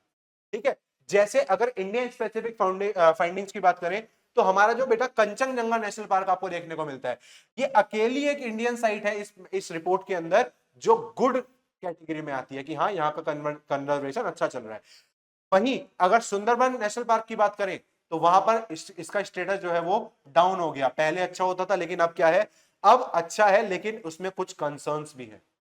ठीक है, तो अब इसका स्टेटस चेंज हो गया सिग्निफिकेंट टू कंसर्न कि भैया थोड़ी बहुत दिक्कत है, ध्यान दो। Same goes with Manas national park, western Ghats, इनको भी यही क्लासिफिकेशन करें कि भैया यहां पर तो दिक्कतें चल रही है, प्लीज इनको ठीक करा जाए। तो ये रिपोर्ट आपको बताती है, अलग अलग स्टेट्स को गाइडलाइन प्रोवाइड करती है कि ये आपके यहाँ दिक्कत चल रही है, आप लोग प्लीज इसको कंजर्व कीजिए। राइट, तो world heritage outlook report is published by IUCN। Now अगली पे अगर हम चलें तो अगली हमारी न्यूज आती है IUCN की अपनी अलग एक लिस्ट होती है बेसिकली, जो मैंने अभी आपको बताया। इस लिस्ट के अंदर ये 9 अपनी कैटेगरीज रखती है। जैसे कुछ ऐसी हैं जो खत्म हो चुकी हैं, कुछ ऐसी हैं जो खत्म नहीं हुई है लेकिन उनकी पॉपुलेशन बहुत कम है और वो कहीं जंगलों में वाइल्डनेस में घूम रही है, हम इतनी जल्दी आसानी से उनको काउंट नहीं कर पाएंगे, पकड़ नहीं पाएंगे। क्रिटिकली एंडेंजर्ड, क्रिटिकली एंडेंजर्ड मतलब कि भैया ये तो बस 500-600 रह गई हैं, कुछ भी कर लो बचा लो वरना खत्म हो जाएंगी। उसके बाद एंडेंजर्ड कि भैया चलो अभी तो बची हुई है, अभी इनको और बचा सकते हैं। वनरेबल, वनरेबल मतलब कि अभी के लिए ठीक है लेकिन अगर आपने अपनी क्या नाम है इनपुट को अगर ठीक नहीं करा। जैसे हुआ क्या कि भाई अभी रिसेंटली हमें देखने को मिला ईगल्स की जो पॉपुलेशन वो बहुत डाउन होने लगी थी, इंडियन वल्चर्स की, नॉट ईगल्स, इंडियन वल्चर्स की, क्योंकि हम जो दवाई खाते हैं डाइक्लोफेंस वो उनके लिए बहुत हानिकारक होती है। तो बहुत सारे लीवर डिजीज से जो है आपके वो मरने लगे थे जो आपके वल्चर्स होते हैं। ठीक है, तो वनरेबल कैटेगरी के अंदर आ गए वो। ऐसी कुछ होते हैं जिनको कोई थ्रेटन नहीं है, लीस्ट कंसर्न मतलब कि भैया ये तो बहुत ही इनके बारे में भी सोचना ही नहीं है। तो IUCN ने अपनी ये कैटेगरीज बना रखी है और फिर इनके बेसिस पर वो स्पीसीज को डालता है कि किसको कैसे बचाना है। तो वही है, IUCN ने रिसेंटली जो है अपनी क्या करी है, रेड लिस्ट को जो है बेसिकली अपडेट किया गया है। इंडियन स्पेसिफिक बात करें तो यहां पर आपको देखने को मिला कि 12 इंडियन बर्ड स्पीसीज हैं, 8 ऐसी स्पीसीज हैं जो बेसिकली इंप्रूवमेंट दिखा रही हैं, कुछ ऐसी स्पीसीज हैं जो बेसिकली थ्रेट के कगार पर आ गई हैं, खत्म होने वाली है। तो ये बेसिकली पूरा का पूरा डेटा रखती है। ठीक है, अब अगर IUCN की बात करें, this was established in 1948। IUCN is now world's largest and most diverse environmental network. ठीक है, पूरी की पूरी नॉलेज के थ्रू जो है अपना काम करता है, पूरे रिसोर्सेज इनके काफी अच्छे हैं। 1400 से ज्यादा आपको ऑर्गेनाइजेशंस इसका मेंबर्स देखने को मिलती है। ठीक है जी, इसका अगर हेडक्वार्टर की बात करें तो आपको ग्लैंड स्विट्जरलैंड के अंदर इसका जो है हेडक्वार्टर आपको देखने को मिलता है और ये अलग अलग रिपोर्ट तैयार करती है अलग अलग स्पीसीज के ऊपर। राइट, चल अब उसके बाद और आगे बढ़े तो state of finance for forest जो है रिपोर्ट आई है, SFF रिपोर्ट। तो जो हमारा first state of finance report जो है पब्लिश की गई है, किसके द्वारा पब्लिश करी गई है, United Nation environment programme UNEP ने एक अपनी रिपोर्ट पब्लिश करी है जिसको बोलते हैं state of finance of forest. अब होता क्या है इसके अंदर, it provide a global overview of public and private forest finances in 2023। Basically इस रिपोर्ट के अंदर यह देखा गया कि पहले हम फॉरेस्ट को डेवलप कराने में, उसको बचाने में जितना भी पैसा, जितना भी फंड यूज किया करते थे, अब उतना फंड नहीं आ रहा है इनको बचाने के लिए। वो जो फंड हुआ करता था इस पूरी नेचर को कंजर्व करने के लिए, फॉरेस्ट को कंजर्व करने के लिए, उस फंड में जो है आपको कमी देखने को मिल रही है। ये इस बार की रिपोर्ट आपकी बताती है। तो मोटा मोटा याद रखना कि ये जो SSF रिपोर्ट है आपकी, ये UNEP पब्लिश करता है। ठीक है जी, फॉरेस्ट के रिगार्डिंग ये आपकी पूरी की पूरी जो है रिपोर्ट रहती है। उसके बाद नेक्स्ट आता है आपका UN early warning initiative for all. United nation ने अभी अभी एक इनिशिएटिव लॉन्च करा है, उसी को बोलते हैं अर्ली वार्निंग फॉर ऑल। तो सबसे पहला क्वेश्चन तो ये बनता है कि ये सिस्टम किसने लॉन्च करा, यूनाइटेड नेशन ने लॉन्च करा। ठीक है, बेसिकली वर्ल्ड मीटरोलॉजिकल ऑर्गेनाइजेशन ने अपनी कांग्रेस, अपनी मीटिंग के अंदर जो कि रिसेंटली जेनेवा के अंदर हुई है, उसी के अंदर उसने ये अपना पूरा का पूरा इनिशिएटिव लॉन्च करा है 2027 तक बेसिकली कि हम इसको पूरा कर देंगे कि जब भी कभी जियोमॉर्फिक प्रोसेस होते हैं, जैसे प्लेट टेक्टोनिक्स एक्टिविटी हो गई, क्लाइमेट एक्टिविटीज हो गई, साइक्लोन्स हो गए, अर्थक्वेक हो गया, हीट वेव्स हो गई, कोल्ड वेव्स हो गई बहुत ज्यादा, है ना, कोल्ड डेजर्ट वगैरह हो गए, तो यहां पर क्या होता है, इसकी वजह से ह्यूमन लाइफ पर बहुत ज्यादा इंपैक्ट पड़ता है। क्यों? लोगों को उतनी जल्दी इंफॉर्मेशन पहुंच नहीं पाती है। तो यूनाइटेड नेशन ने इन्हीं सब चीजों के, इन्हीं सब हजार्डस एक्टिविटीज को चलते हुए देखते हुए बोला है कि एक सिस्टम स्टार्ट करते जिसमें हर कंट्री एक दूसरे को हेल्प करेगी, चाहे वो टेक्नोलॉजिकली हेल्प हो, चाहे अलग अलग तरीके से हेल्प हो, है ना, एडमिनिस्ट्रेटिव हेल्प हो। तो अर्ली वार्निंग सिस्टम जो है, हर एक को पहले ही वार्निंग दे दी जाएगी कि भाई ये हो सकता है, तो प्लीज प्रिपेयर रहो उस चीज की। ठीक है, तो याद रखना that this AW for all initiative was started by United Nation in collaboration with world metrological organisation. कब? अपना COP27 की जो इनकी मीटिंग हुई थी उसके अंदर जो है इन्होंने इस बारे में बात भी करी थी, बट ये अब आगे उसी को प्रैक्टिकल इंप्लीमेंट करने की बात। Next, fifth edition of an eye of methane from measurement to monitor. Basically United Nation environment Programme, इसी यूएनईपी ने एक और रिपोर्ट पब्लिश करी है अपनी, किस चीज के ऊपर? मिथेन के ऊपर पब्लिश करी है। बेसिकली उसी पब्लिकेशन, उसी रिपोर्ट का नाम है an eye on methane. Methane के ऊपर बात करी गई है कि कितने मेजरमेंट है, कितनी है, और किस तरीके से हम इसको यूज कर सकते हैं। अब ये पूरा का पूरा जो डेटा है ये कंपाइल किया गया इंटरनेशनल मिथेन एमिशन ऑब्जर्वेटरी के द्वारा।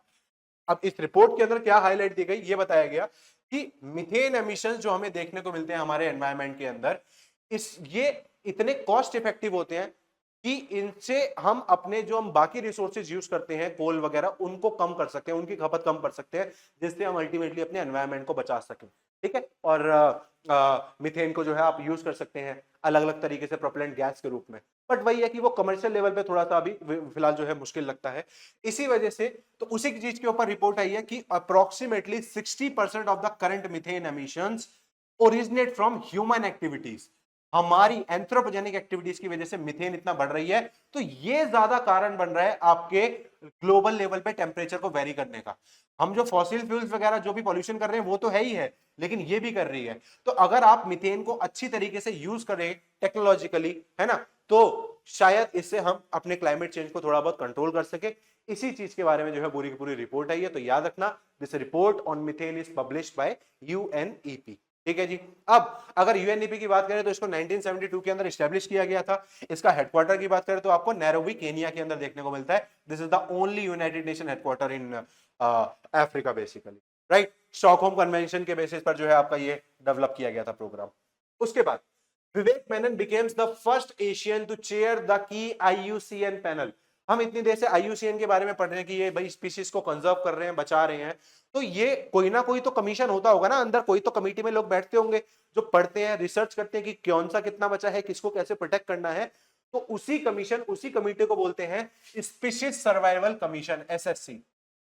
ठीक है, तो इसी स्पीशीज सर्वाइवल कमीशन के जो अभी चेयरपर्सन बने हैं वो कौन बने हैं? विवेक मेनन बने हैं। ये पहले इंडियन है बेसिकली, बल्कि मैं कहूंगा पहले एशियन है जो बेसिकली आपके आईयूसीएन की इस कमेटी के हेड बने हैं। यही लोग बेसिकली डिसाइड करते हैं कौन सी स्पीसीज को किस कैटेगरी के अंदर डालना है, कैसे प्रिजर्वेशन करनी है, कैसे कंजर्वेशन करनी है।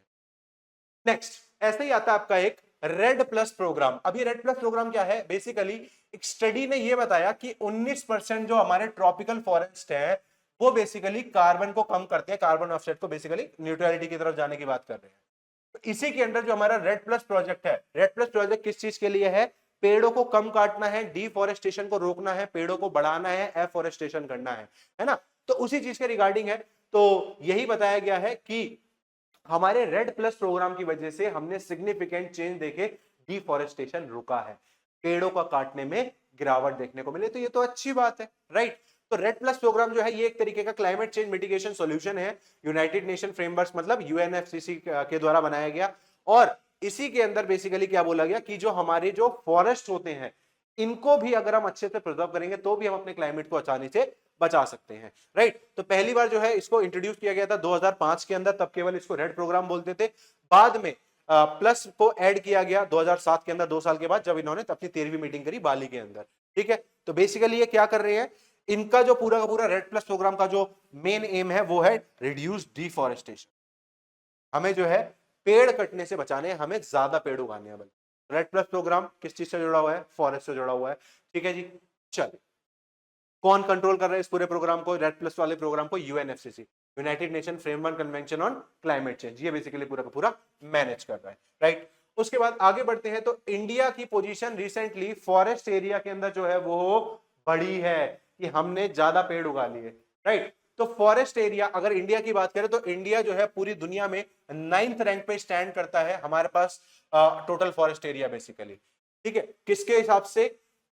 फूड एंड एग्रीकल्चर ऑर्गेनाइजेशन जो है बेसिकली, उसकी एक रिपोर्ट आती है जिसको बोलते हैं global forest resource assessment, GFRA। तो सबसे पहला पॉइंट तो ये पता होना चाहिए कि GFRA जो रिपोर्ट है वो कौन पब्लिश कर रहा है? FAO पब्लिश कर रहा है, राइट।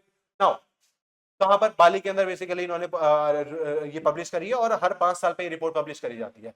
तो इसमें क्या देखा गया कि पूरी दुनिया के अंदर लगभग लगभग आपको 32% टोटल लैंड एरिया देखने को मिलता है, ठीक है। और इसी 32% लैंड एरिया में ऑब्वियसली रशिया सबसे बड़ा है, तो रशिया के पास सबसे बड़ा लार्जेस्ट फॉरेस्ट कवर है। उसके बाद सेकंड नंबर पे आपको देखने को मिलता है ब्राजील, फिर कनाडा आपको तीसरे नंबर पे देखने को मिलता है, फिर यूएसए, फिर China, Congo, Australia, Indonesia, ultimately 9th number पे आता है आपका इंडिया, राइट। इंडियन स्पेसिफिक बात करें तो इंडिया पूरे वर्ल्ड के अंदर 2% लैंड, बेसिकली जो 2% फॉरेस्ट है वो आपको इंडिया के अंदर देखने को मिलता है, राइट। तो वही बताया गया है कि अपना जो फॉरेस्ट कवर है वो बड़ा है। तो एक तो ये बात हुई। अगर इंडिया की फॉरेस्ट रिपोर्ट जो हम लोग बेसिकली निकालते हैं उसके अंदर भी बात की गई है, India forest cover stand for 72 billion, मतलब around 2% of the total global forest area, जो मैंने अभी बताया। अपार्ट फ्रॉम दैट इंडिया ने 3rd पोजीशन अपनी बनाए रखी है वर्ल्ड वाइड, किस टर्म्स में? चाइना और रशिया के बाद किस टर्म्स में? एनुअल फॉरेस्ट ग्रोथ की, हर साल कौन सा देश कितने ज्यादा फॉरेस्ट बढ़ा रहा है अपने देश। तो सबसे ज्यादा चाइना उगा रहा है, उसके बाद रशिया उगा रहा है, और 3rd नंबर पे इंडिया। तो धीरे धीरे डेवलपमेंटल प्रोसेस में हम यहां पर भी आगे बढ़ रहे हैं, राइट। ग्लोबली देखा जाए तो हम 9th नंबर पे स्टैंड करते हैं, ठीक है। उसके बाद आते हैं Nauradehi sanctuary. Nauradehi wildlife sanctuary जो है आपको न्यूज में देखने को मिली। अब ये क्यों न्यूज में रही? जैसे आपने लास्ट ईयर सुना होगा कि भाई अफ्रीका से हमने जो है चीते मंगाए थे, नामीबिया से जो है हमने चीते मंगाए थे, और यहां पर जो है कूनो नेशनल पार्क में और संजय गांधी नेशनल पार्क के अंदर जो है उनको डिस्पर्स किया गया था। ऐसे ही नौरादेही वाइल्ड लाइफ सेंचुरी बेटा ये भी आपको देखने को मिलती है, कहां पर? मध्य प्रदेश के अंदर देखने को मिलती है। तो कूनो नेशनल पार्क से, वहीं से हम 2 चीताओं को इंट्रोड्यूस कर रहे हैं, कहां पर? नौरादेही वाइल्ड लाइफ सेंचुरी के अंदर, ठीक है। तो हमारे प्रोजेक्ट टाइगर के तहत, बेसिकली प्रोजेक्ट टाइगर के तहत हमें चीता की पॉपुलेशन बढ़ानी है, राइट। तो हम इनको फैला रहे हैं इंडिया के अंदर। जैसे पहले जो है, सबसे पहले अगर मैं बताऊं तो कूनो नेशनल पार्क के अंदर आया था, कूनो के बाद जो है वो संजय गांधी नेशनल पार्क के अंदर गया, ठीक है, जिसको बोलते हैं Gandhi Sagar wild life sanctuary 2025 के अंदर। और रिसेंटली हमने जो है नौरादेही के अंदर 2 और नए चीता को इंट्रोड्यूस करने की बात करी है, ठीक है, क्योंकि ये एरिया ऐसा है जो इनके एनवायरनमेंट को लेके सही है, इनके हैबिटेट को लेके सही है। क्यों ऐसा क्यों सोच रहे हैं हम कि हम यहाँ पर इनको भेज दें? यहाँ पर भी तो रख सकते थे, क्यों भेजा हमने दूसरी जगह? क्योंकि हैबिटेट बेटा बहुत रिक्वायर्ड होता है इस चीज। जैसे आप सपोज करो कि भाई जो वो नामीबिया से जो आए थे चीते, उनमें 9 चीते जो आए थे, उनमें से 4 की तो डेथ हो गई थी क्योंकि खाने को नहीं मिल रहा था, एनवायरमेंट ही सपोर्ट नहीं कर रहा था। जब तक एक प्रॉपर हैबिटेट नहीं होगा तो कैसे रह पाएगा कोई भी जीव? उसका इवोल्यूशन उस तरीके से हुआ है। अब तुम्हें मैं अगर जैसे जैसे अपर एटमॉस्फेयर में लेकर चला जाऊंगा तो वैसे वैसे दिक्कत होने लगेगी, ऑक्सीजन कम होगी, हीट बढ़ने लगेगी, तो दिक्कत होगी ना। एक सस्टेनेबल एनवायरमेंट होना चाहिए, हर स्पीसीज का अपना होता है वो। तो यही आपको जो है नौरादेवी wild life sanctuary Madhya Pradesh के अंदर देखने को मिलता है, न्यूज में बना था आपका। यहाँ पर आपको डेसिडियस फॉरेस्ट देखने को मिलेंगे। डेसिडियस फॉरेस्ट वो होते हैं जो पानी की कमी की वजह से अपने पत्ते गिरा देते हैं। फॉर एग्जांपल साल हो गया, टीक हो गया, महुआ हो गया, बैम्बू ट्रीज हो गए, बेल ट्रीज हो गए, ये सारे के सारे जो है आपके इसके एग्जाम्पल्स है जो आपको यहाँ देखने को मिलते हैं। नेक्स्ट एक कॉन्सेप्ट आता है फ्लाइंग रिवर्स का। तो होता क्या है कि सर नदियां तो नीचे बहती हैं, वो तो पानी है, वो तो लिक्विड फॉर्म में बह रही है। हाँ बिल्कुल सही बात है, लेकिन वो नदियां कब बन पा रही हैं? जब ऊपर से बारिश हो रही है। बारिश कैसे हो पा रही है? जब बादल बन पा रहे हैं। बादल कैसे बन पा रहा है? जब वहां पर वेपर्स होंगे। तो ये देखा गया, अभी जो करेंटली जो न्यूज में बात चल रही है वो चल रही है अमेजॉन फ्लाइंग रिवर्स। बेसिकली जो अमेजॉन का पूरा एरिया है, जो पूरा का पूरा फॉरेस्ट एरिया है, अमेजॉन ट्रॉपिकल फॉरेस्ट एरिया, यहां पर पूरे साल बारिश होती है। ट्रॉपिक रीजन में पूरे साल बारिश होती है। तो होता क्या है, पेड़ उतना ही ज्यादा, ट्रीज उतना ही ज्यादा पानी को होल्ड करके रखते हैं, और ट्रांसपिरेशन प्रोसेस के थ्रू क्या करते हैं, वो उसी वेपर्स को रिलीज कर देते हैं। तो एक तरफ तो वो जो वेपर सिस्टम चल रहा है जिसकी वजह से बादल बन रहे हैं, ऊपर हवा में नमी देखने को मिल रही है, वो तो है ही, लेकिन ये जो अमेजॉन फॉरेस्ट का एरिया है, ये फॉरेस्ट भी पानी को जमीन से ले रहे हैं और उसके बाद उसी को ट्रांसपिरेशन प्रोसेस के थ्रू जो है एनवायरमेंट में फेंक रहे हैं वेपर बना के। तो ओवरऑल क्या हो रहा है, वेपर्स की मात्रा बढ़ रही है। तो उसी को नाम दिया गया है अमेजोन फ्लाइंग रिवर्स, राइट। तो अमेजोन रेन फॉरेस्ट जो है वो एक बहुत ही क्रूशियल रोल अदा करते हैं साउथ अमेरिका वाटर साइकिल के अंदर। इसी फिनोमिना को बोला गया है फ्लाइंग रिवर्स, ठीक है। फ्लाइंग रिवर्स बेसिकली होता क्या है, these are massive streams of water vapour. Water vapour की स्ट्रीम्स होती हैं जो कि एटमॉस्फेयर के अंदर घूमती रहती हैं ऊपर, बस हमें दिखती नहीं है वो, राइट। प्रोसेस क्या होता है कि मॉइस्चर सोर्स होता है जहां से वेपर आपका ओरिजिनेट होता है, अटलांटिक ओशन से ओरिजिनेट हो गया। फिर जो आपकी ट्रेड विंड्स होती हैं, ईस्टर्ली होती हैं, वो यहीं से इन हवाओं को जो है इक्वेटर के पास से जो है वेस्टवर्ड डायरेक्शन में लेके जाती हैं। तो अमेजोन जो फॉरेस्ट है आपके, वो इस चीज को और ज्यादा बढ़ावा देते हैं। क्यों? क्योंकि ये अमेजोन फॉरेस्ट क्या करते हैं, ये उस वाटर को एब्जॉर्ब कर लेते हैं और अल्टीमेटली रिलीज करते हैं ट्रांसपिरेशन प्रोसेस के थ्रू, जिसके थ्रू एटमॉस्फेयर के अंदर वेपर्स और ज्यादा चले जाते हैं। तो इसकी वजह से क्या होता है, वेपर्स बहुत ज्यादा हो जाते हैं, उन्हीं को बोला गया है आपका अमेजोन फ्लाइंग रिवर्स, राइट। तो ये आपका जो है चर्चा में चल रहा था। उसके बाद इंडिया के अंदर ही गुजरात के अंदर जो है सर क्रीक, आपने नाम सुना होगा, गुजरात के अंदर आपको देखने को मिलेगा। तो रिसेंटली जो है डिफेंस मिनिस्टर राजनाथ सिंह ने जो है पाकिस्तान को जो है धमकी दी है कि अगर सर क्रीक वाले एरिया में थोड़ी सी भी हलचल करी तो रिस्पॉन्स अच्छा खासा मिल जाएगा। तो पहली बात तो हमें ये लोकेशन पता होनी चाहिए। ये जो सर क्रीक है आपका, ये जो है आपको देखने को मिलता है 96 किलोमीटर टाइडल एस्चुरी, ठीक है। 96 किलोमीटर की ये एस्चुरी है। अब सबसे पहली बात, एस्चुरी क्या होती है? एस्चुरी वो होती है, देखो जब भी कोई नदी बहती है तो वो डेल्टा बनाती है, ओशियन में गिरने से पहले अपने सारे सेडिमेंट छोड़ देती है। लेकिन कुछ कुछ नदियां ऐसी भी होती हैं जो डेल्टा नहीं बना पाती हैं, उतने ज्यादा सेडिमेंट्स नहीं ला पाती हैं अपने साथ, तो थोड़े बहुत सेडिमेंट्स होते हैं तो उन्हीं को बोलते हैं एस्चुरी। एस्चुरी बनाती हैं वो, उतने ज्यादा सेडिमेंटेशन हो नहीं पाता, या इनका पाथ चेंज होता रहता है क्योंकि सेडिमेंट बहुत ज्यादा नहीं है। तो इन्हीं को फ्लक्चुएटिंग टाइडल चैनल भी बोला जाता है, एस्चुरी को फ्लक्चुएटिंग टाइडल चैनल भी बोला जाता है, यही है क्रीक। तो गुजरात का ये जो रन ऑफ कच्छ वाला एरिया है और जो पाकिस्तान के जो बीच वाला एरिया है, इसी को बोलते हैं सर क्रीक। ये इस तरीके से जिगजैग पैटर्न होता है, ठीक है, जिगजैग पैटर्न होता है। तो इस पे जो है वुड कलेक्शन राइट्स पर जो है इशू चल रहा था, जो कि 1947 में स्टार्ट हुआ था और आज तक वो ठीक नहीं, ड्यूरिंग ब्रिटिश एरा तब से वो चला जा रहा था, ठीक है।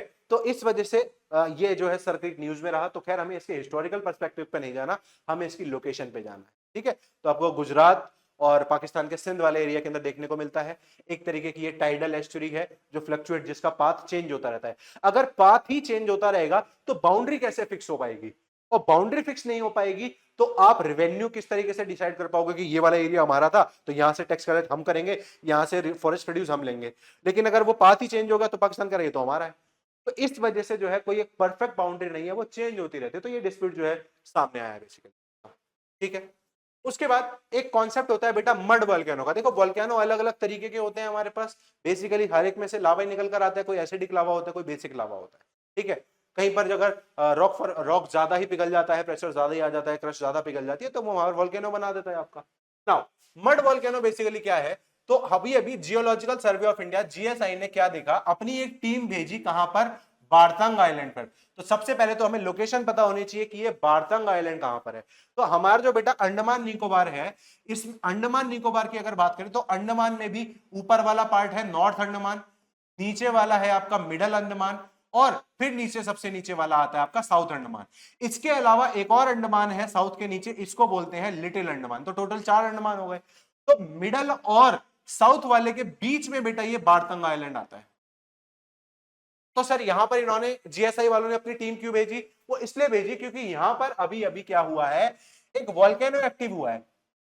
अब ये इंडिया का किस तरीके का वोल्केनो है, एक्टिव वोल्केनो तो हमने सुना था बैरन आइलैंड है, ये है बेटा मड वोल्केनो, ठीक है। बैरन आइलैंड में से तो प्रॉपर लावा निकलता है, लेकिन यहां पर क्या हो रहा है, मड निकल रहा है, कीचड़ निकल रहा है। तो मड वोल्केनो बेसिकली क्या होते हैं, these are the natural geological features जो क्या निकालते हैं, लावा नहीं निकालते हैं, मड निकालेंगे, कीचड़ निकालेंगे, उठा उठा उठा के फेंक के, गैसेज निकलेगी, वाटर निकलेगा, ठीक है। क्यों निकलेगा, क्योंकि अर्थ के सरफेस के नीचे वहां पर मॉल्टन लावा नहीं है, इसलिए ये कीचड़ बाहर आ पा रहा है।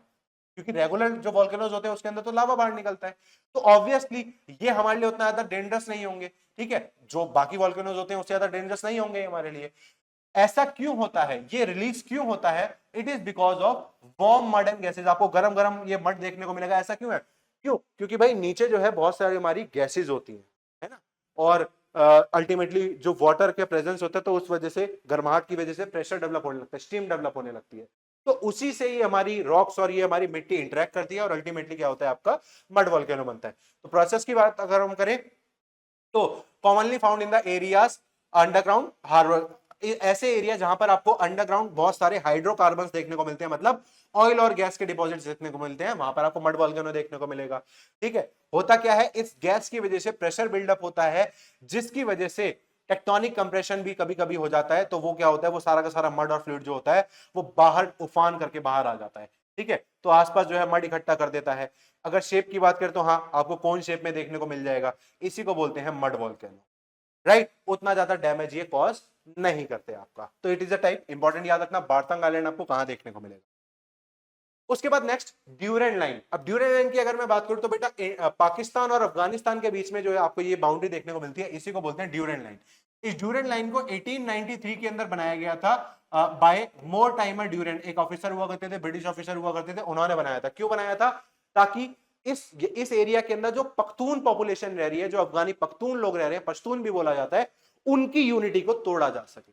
राइट, तो ड्यूरेंट लाइन की अगर हम बात करें तो ये क्यों न्यूज में आई, क्योंकि रिसेंटली अफगानिस्तान और पाकिस्तान के बीच में जो है क्लैशेस इरप्ट हो रहे हैं, इस वजह से ड्यूरेंट लाइन जो है आपको न्यूज में देखने को मिली। यही आपका 2640 किलोमीटर की लाइन है, 1893 के अंदर बनवाया गया था एग्रीमेंट के थ्रू सर मोरटाइम ड्यूरेंट के द्वारा। ठीक है, और उस समय जो है हमारे जो है अफगानिस्तान के जो रूलर हुआ करते थे, आमिर अब्दुल रहमान हुआ करते थे, उनके कॉन्टेक्स्ट में लेके ही बनाया गया है जबरदस्ती। राइट, तो याद रखना कि कहां पर है ये, बेसिकली अफगानिस्तान और पाकिस्तान की बाउंड्री है ये। उसके बाद सवालकोटे हाइड्रो इलेक्ट्रिक प्रोजेक्ट। तो सबसे पहली बात तो ये हाइड्रो इलेक्ट्रिक प्रोजेक्ट कहां है, ठीक है, कौन सी रिवर पर है, इसको लेके बात करनी है। तो हमारी जो एपेक्स कमेटी जो है बेसिकली, जो कि एनवायरमेंट मिनिस्ट्री है, उसने क्या करा है, उसको नया फ्रेश क्लियरेंस मिल गया है अपना एक नया हाइड्रो इलेक्ट्रिक पावर प्रोजेक्ट लगाने का। कौन सा, सवालकोटे। अब ये सवालकोटे प्रोजेक्ट आपको कहां देखने को मिलेगा, ये आपको देखने को मिलेगा चेनाब नदी। ठीक है, तो चेनाब नदी कहाँ है सर, वो तो श्रीनगर से हमने देखा था, वो वहां से बारालातला पास हिमाचल से निकलती है, जम्मू कश्मीर के अंदर जाती है। तो चेनाब नदी जब जम्मू कश्मीर के अंदर पहुंचती है, तो जम्मू के अंदर ही आपका ये सवालकोटे प्रोजेक्ट लगाया जा रहा है, जहां पर 1856 मेगावाट की कैपेसिटी का प्रोजेक्ट बनाया जाएगा। जम्मू कश्मीर का ये largest hydro project power plant है। ठीक है, और नॉर्थ इंडिया के अंदर सबसे बड़ा देखने को मिलेगा। अपार्ट फ्रॉम दैट, इस प्रोजेक्ट के बारे में पहले 1980s के अंदर बात करी गई थी, लेकिन टेक्निकल और एनवायरमेंटल कंसर्न की वजह से उस समय नहीं कराया गया। लेकिन अब इसको फाइनली मंजूरी मिल गई है कि हाँ भैया चेनाब नदी पे बना लो जाके। ठीक है, तो कौन डेवलप करवा रहा है, national hydroelectric power corporation NHPC जो है इसमें पूरा का पूरा पार्टिसिपेशन कर रही है और अपने बिहाफ पर बनवा रही है। इंपॉर्टेंट याद रखना है कहां पर है, कौन सी स्टेट के अंदर है, हमें रिवर के बारे में भी पता चल गया। Next, Pasni port. ये पासनी पोर्ट जो है न्यूज में चल रहा है, बेसिकली पाकिस्तान ने रिसेंटली यूनाइटेड स्टेट्स को अपॉर्चुनिटी दी अपना एक पोर्ट डेवलप करने के लिए, साथ ही साथ ये भी बोला जब वो डेवलप हो जाए तो आप उसको यूज भी कर लो। वही है पोर्ट पसनी। तो पहली बात तो ये याद रखनी है कि पसनी पोर्ट आपको कहां देखने को मिलेगा, तो सर हमें वो पाकिस्तान के अंदर देखने को, सबसे पहले। अब ये जो पोर्ट है बेसिकली ये आपको अरेबियन सी के अंदर पूरा का पूरा एक्सेस देगा, आपको अरेबियन सी के अंदर आपको एक्सेस मिल जाएगा। राइट, उसके अलावा ये कहां पर आपको देखने को मिलेगा, अगर लोकेशन की बात करें तो बेटा इसी के वेस्ट में आपको चाहबार पोर्ट देखने को मिलता है, जो कि ईरान का पोर्ट है।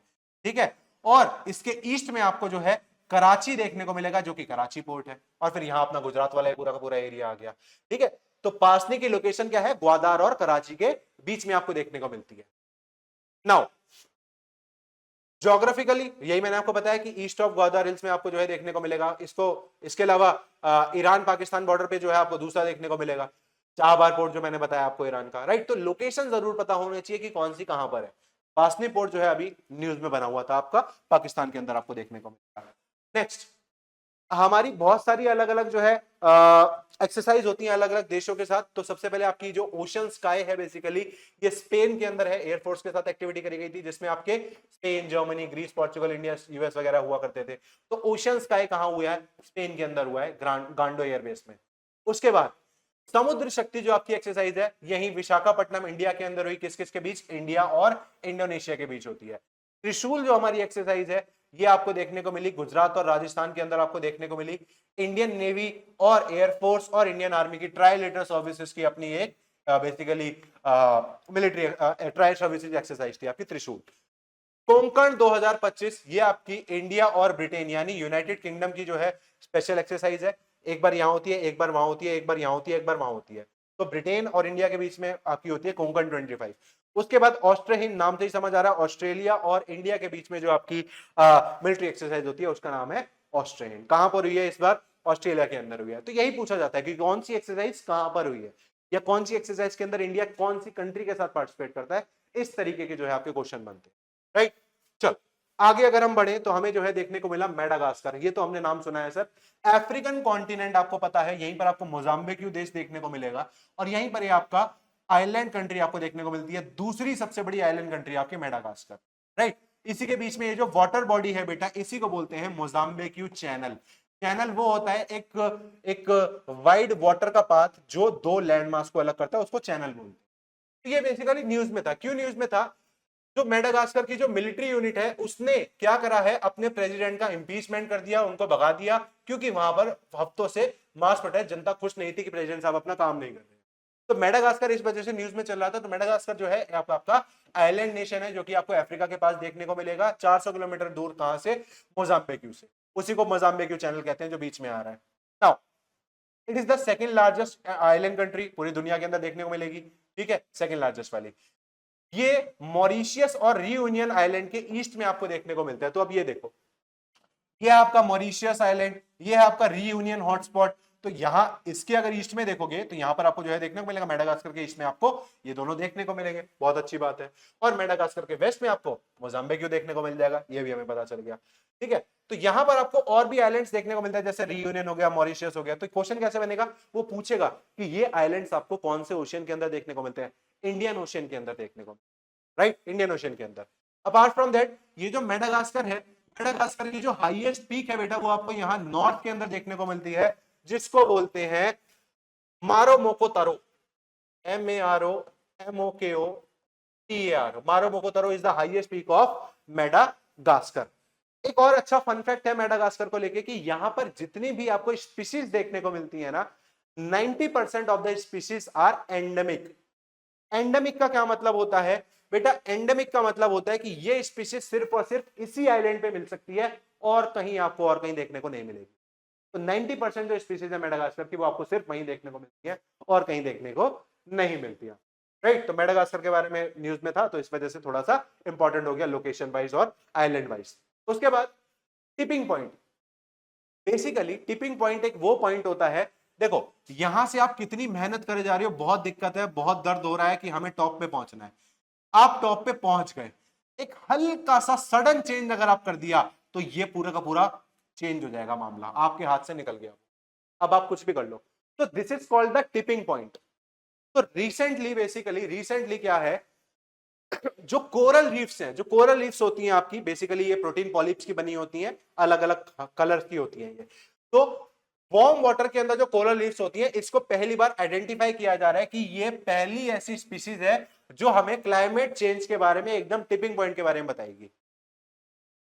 वार्म रीजन के अंदर जो भी कोरल्स डेवलप हो रही हैं, ठीक है, अगर उनका पर्टिकुलर टेम्परेचर बढ़ जाता है, उसके बाद तो वो डेवलप नहीं हो पाएंगी। जैसे सपोज करो हम रूम टेम्परेचर पे रह रहे हैं, 50 डिग्री तक भी रह सकते हैं, गर्मी सहलेंगे, लेकिन 80 डिग्री, 90 डिग्री, 100 डिग्री होगा तो नहीं रह पाओगे ना। तो ऐसे ही अगर आप टेम्परेचर बढ़ाएंगे तो हर एक स्पीसीज एक पर्टिकुलर टेम्परेचर पे इवॉल्व हो पाता है। तो जो आपकी जो कोरल रीफ्स होती हैं, इनके लिए मैक्सिमम अगर 1 से 1.5 डिग्री का टेम्परेचर भी अगर चेंज हो गया तो मतलब क्लाइमेट की धज्जियां उड़ने वाली है। तो उसी को बोलते हैं टिपिंग पॉइंट, ठीक है। तो बेसिकली क्या बोला जा रहा है कि कोरल रीफ्स जो हैं ये सबसे बेस्ट आपका इंडिकेटर है अपने क्लाइमेट को देखने के लिए। अगर आप कोरल्स को बचा के रखेंगे तो आप अल्टीमेटली अपने टिपिंग पॉइंट से बचे रहेंगे कि कोई ऐसा कोई स्टेप ना प्रकृति ले ले कि जिसको रिवर्स ना किया जाए, राइट। तो ग्लोबल टिपिंग पॉइंट्स रिपोर्ट्स के अंदर बेसिकली ये चीज जो है डिस्क्लोज करी गई है। उसके बाद नेक्स्ट अगर हम बात करें, नामचिक नामचुक कोल ब्लॉक। सबसे पहले तो इसकी लोकेशन पता होनी चाहिए। तो आपको नामचिक नामचुक कोल ब्लॉक जो है आपको यहां कहां, अरुणाचल प्रदेश के अंदर देखने को मिलता है, ये रहा। यहां पर रिसेंटली अभी हमारी जो बेसिकली माइनिंग मिनिस्ट्री है, यहां पर एक नया प्रोजेक्ट ओपन किया जा रहा है, ठीक है, एक नया माइनिंग प्रोजेक्ट ओपन किया जा रहा है नामचिक नामपुक कोल ब्लॉक के नाम से, राइट। कहां देखने को मिलेगा आपको? असम के रीजन में देखने को मिलेगा, सॉरी असम के ऊपर वाला जो एरिया है अरुणाचल प्रदेश के अंदर आपको ये बेसिकली देखने को मिलेगा। यहां पर एस्टिमेट ऐसा किया जा रहा है कि शायद 1.5 करोड़ टन के आसपास आपको जो है यहाँ पर आपको कोल देखने को मिले, राइट। फिर उसके बाद ये हमारी अलग अलग तरीके से जो हमारी पॉलिसीज होती हैं उसके लिए भी अच्छा है, क्योंकि अल्टीमेटली वहां पर एम्प्लॉयमेंट जनरेट होगी तो लोगों को पैसा मिलेगा, है ना, डेवलपमेंट होएगा। यही तो हमारी नॉर्थ ईस्ट को लेकर पॉलिसी है कि हम किस तरीके से नॉर्थ ईस्टर्न स्टेट्स को बचा पाए, वो जो चिकन नेक कॉरिडोर है उसको सॉल्व कर पाए। तो हम जितना ज्यादा उनको एम्पावर करेंगे उतना ही ज्यादा बेटर होगा, उतना ही ज्यादा डेवलप होगा। तो यहाँ पर जो है कोल ब्लॉक देखने को मिलेगा। अपार्ट फ्रॉम दैट आपको यहाँ पर और भी कोल ब्लॉक्स देखने को मिलते हैं। फॉर एग्जाम्पल आपका क्या नाम है आपका, मेघालय के अंदर जैसे शैला वाली जगह आ गई, है ना, आपका सिंगमद वाली जगह आ गई। नामचक वाली जो है करेंटली इंपॉर्टेंट है, क्यों, क्योंकि यहीं पर जो है अभी हमने रिसेंटली अपना प्रोजेक्ट स्टार्ट करने वाले। उसके बाद नेक्स्ट यूएस टॉमहॉक मिसाइल। तो सबसे पहला पॉइंट तो ये बनता है कि टॉमहॉक मिसाइल है किसकी, टोमाहॉक मिसाइल है बेटा यूएस की। तो यूक्रेन ने अभी लड़ाई के चलते हुए जो है टोमाहॉक क्रूज मिसाइल जो है की डिमांड करी है यूएस से कि भैया हमें दे दो, जरा हमें काम करना है, हमें थोड़ा जरूरत है। तो सबसे पहला पॉइंट तो यही याद रखें कि टोमाहॉक मिसाइल जो है आपकी ये किसकी है, ये यूएसए की है, अमेरिका। किस तरीके की है ये, एक तरीके की लॉन्ग रेंज सब सोनिक क्रूज मिसाइल है जो लोअर ऑल्टीट्यूड पे उड़ती है और इसकी स्पीड भी बहुत अच्छी होती है। लगभग 2500 किलोमीटर तक ये अपना इसकी रेंज होती है, बेसिकली 12.5 से लेकर 2500 किलोमीटर तक की। खास बात ये होती है कि ये स्पीड भी ज्यादा है इसकी, इसको आप अपनी न्यूक्लियर से जो है यहां से न्यूक्लियर सबमरीन से जो है इसको इनिशिएट कर सकते हैं, यहां से जाएगा, उड़ के जाएगा और फिर लोअर एटमॉस्फेयर के अंदर उड़ेगा ताकि ऊपर जो रडार सिस्टम है, जो सैटेलाइट है, वो भी इसको डिस्कवर ना कर सके और इस तरीके से अपने ऑब्स्टेकल को अवॉइड करता हुआ ये आगे निकल के सीधा टैंक को हिट कर देगा। तो Tomahawk missile is one of the best cruise missile of US. ठीक है, तो इन्हीं की है बेसिकली, याद रखना। यूक्रेन ने अभी अभी मांगा है कि भैया हमें दे दो, थोड़ी हेल्प चाहिए। उसके बाद प्रेसिडेंट बॉडीगार्ड। अब जो हमारी प्रेसिडेंट है द्रौपदी मुर्मू, ये हर साल जो भी हमारे प्रेसिडेंट होते हैं ये इनके कुछ स्पेशल बॉडीगार्ड्स होते हैं, उन्हीं को बोलते हैं प्रेसिडेंट बॉडीगार्ड। इनको अवार्ड दिया जाता है, ठीक है, उसी को बोलते हैं डायमंड जुबली सिल्वर ट्रम्पेट और एक बोलते हैं ट्रम्पेट बैनर। यही दिया गया है किसको, प्रेसिडेंट बॉडीगार्ड को। नाउ इसकी अगर हिस्ट्री की बात करें तो इंडिया के अंदर आपने सुना होगा सबसे पहले गवर्नर जनरल ऑफ बंगाल आया था जिसका नाम था वॉरेन हेस्टिंग, ठीक है। तो उसने अपनी प्रोटेक्शन के लिए कि स्पेशल ग्रुप बनवाया था, तो वहां से इसका ओरिजिन है। तो उस टाइम पर उसको बोलते थे गवर्नर जनरल्स बॉडीगार्ड। बाद में वही गवर्नर जनरल की पोस्ट को चेंज कर दिया गया 1858 के अंदर, तो वो बन गया वाइसरॉय, तो वहां नाम आ गया वाइसरॉय बॉडीगार्ड। उसके बाद हम लोग जो है आजाद हो गए, तो 27 जनवरी 1950 को प्रेसिडेंट ने उसी का नाम चेंज करके कर दिया प्रेसिडेंट बॉडीगार्ड। अब ये जो पीबीजी है ये अकेली ऐसी बॉडी है जो अपने दो स्टैंडर्ड, दो नाम लेके चलती है एक ही लेकिन दो नाम। पहला है प्रेसिडेंट स्टैंडर्ड्स ऑफ बॉडीगार्ड और दूसरा है रेजिमेंटल स्टैंडर्ड ऑफ पीबीजी, ठीक है। तो ये दो अपने साथ बेसिकली नाम लेके चलती है। सबसे पहली बार जब ये अवार्ड दिया गया था तो डॉक्टर राजेंद्र प्रसाद ने बेसिकली 1957 के अंदर दिया था, तो उसी को कंटिन्यूशन कराया हमने बेसिकली, ठीक है। उसके बाद 93rd एयरफोर्स डे मनाया गया, बेसिकली हमने अपना मनाया कहां पर, हिंडन एयरफोर्स स्टेशन पर। ये आपको जो है गाजियाबाद के पास यूपी के अंदर देखने को मिलेगा। अब इनिशियली जो है जो हमारी एयरफोर्स हुआ करती थी उसको जो है हम रॉयल इंडियन एयरफोर्स बोला करते थे, जो कि 8 अक्टूबर 1932 को एस्टेब्लिश करी गई अंडर ब्रिटिश रूल। फिर बाद में जो है जो सबसे पहली फ्लाइट जो सबसे पहले उड़ाई गई बेसिकली वो आपकी 1933 अप्रैल 1 1933 को उड़ाई गई थी, ठीक है, जिसमें आपके बहुत सारे सिपाही हुआ करते थे, हवाईयन सिपाही, सोल्जर्स, एयर सोल्जर्स हुआ करते थे। तो इंडियन एयरफोर्स का हमारी पूरी की पूरी हिस्ट्री में बहुत ही बड़ा योगदान रहा है। भारत की आजादी के बाद भी जो हमारा चाइना के साथ वॉर हुआ, हमारा पाकिस्तान के साथ 1947, 65, 71, फिर 99 के अंदर इतने वॉर हुए, हर जगह एयरफोर्स ने अपना कंट्रीब्यूशन पूरा अपनी शिद्दत के साथ दिया। फॉर एग्जांपल आप देखो ऑपरेशन सफेद सागर जब कारगिल के दौरान चला 1999 में, फिर ऑपरेशन पूमलाई ये भी एयरफोर्स ऑपरेशन था 1987 के अंदर चला। रिसेंटली ऑपरेशन सिंदूर के अंदर जो कि मई 2025 के अंदर किया गया, एयरफोर्स का कितना बड़ा कंट्रीब्यूशन था, राइट। तो 93rd एयरफोर्स डे मनाया गया 8 अक्टूबर बेसिकली आपका 2025 को। मोटो की अगर बात करें तो मोटो है इसका touch the sky with glory, मतलब नभम स्पर्शम दीप्तम, राइट।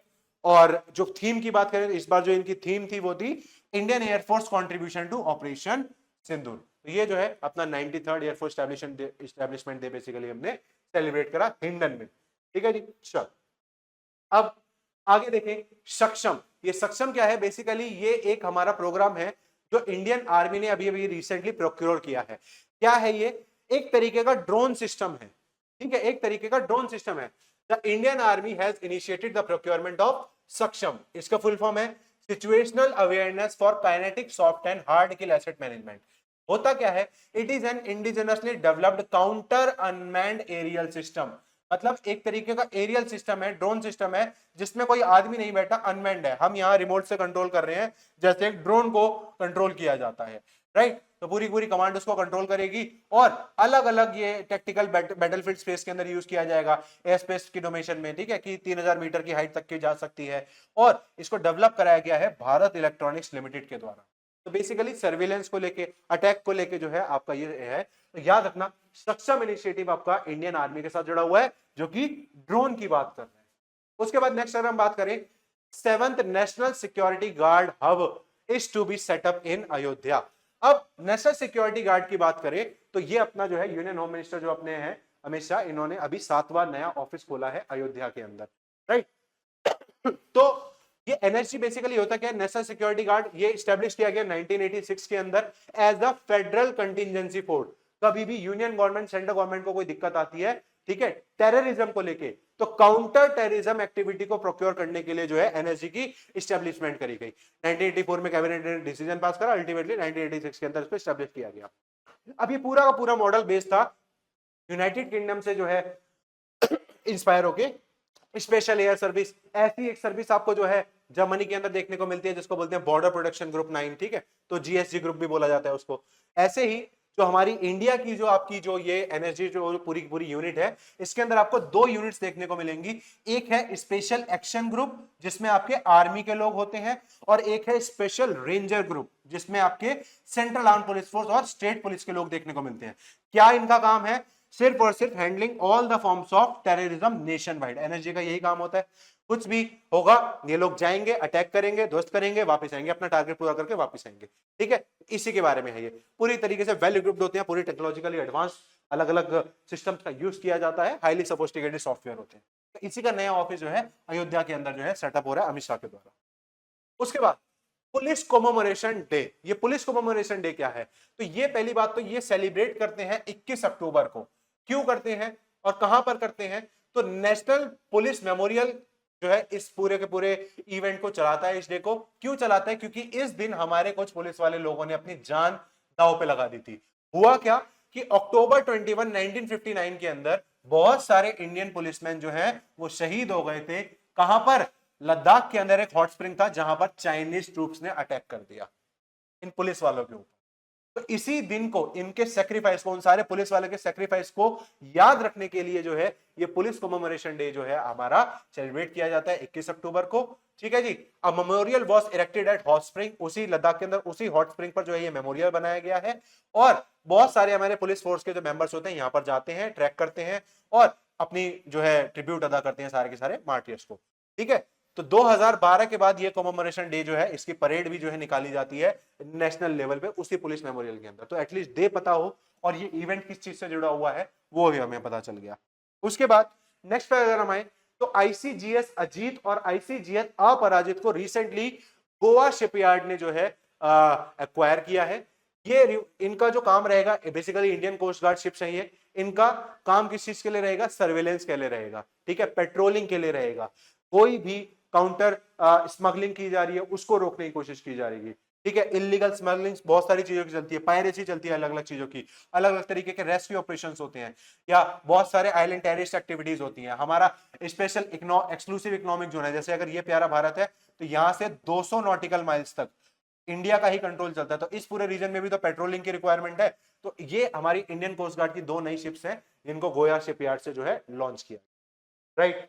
उसके बाद नेक्स्ट अगर हम बात करें रशिया टेस्टेड पोसाइडन ड्रोन। तो सबसे पहले तो ये पता हो कि जो पोसाइडन ड्रोन है ये किसका है? ये रशिया का है। ये एक तरीके का nuclear weapon rich Poseidon system है, ड्रोन सिस्टम है, मिसाइल सिस्टम है बेसिकली। खास बात यह है कि अभी तक ये सबसे ज्यादा फास्ट टॉर्पीडो स्पीड का है।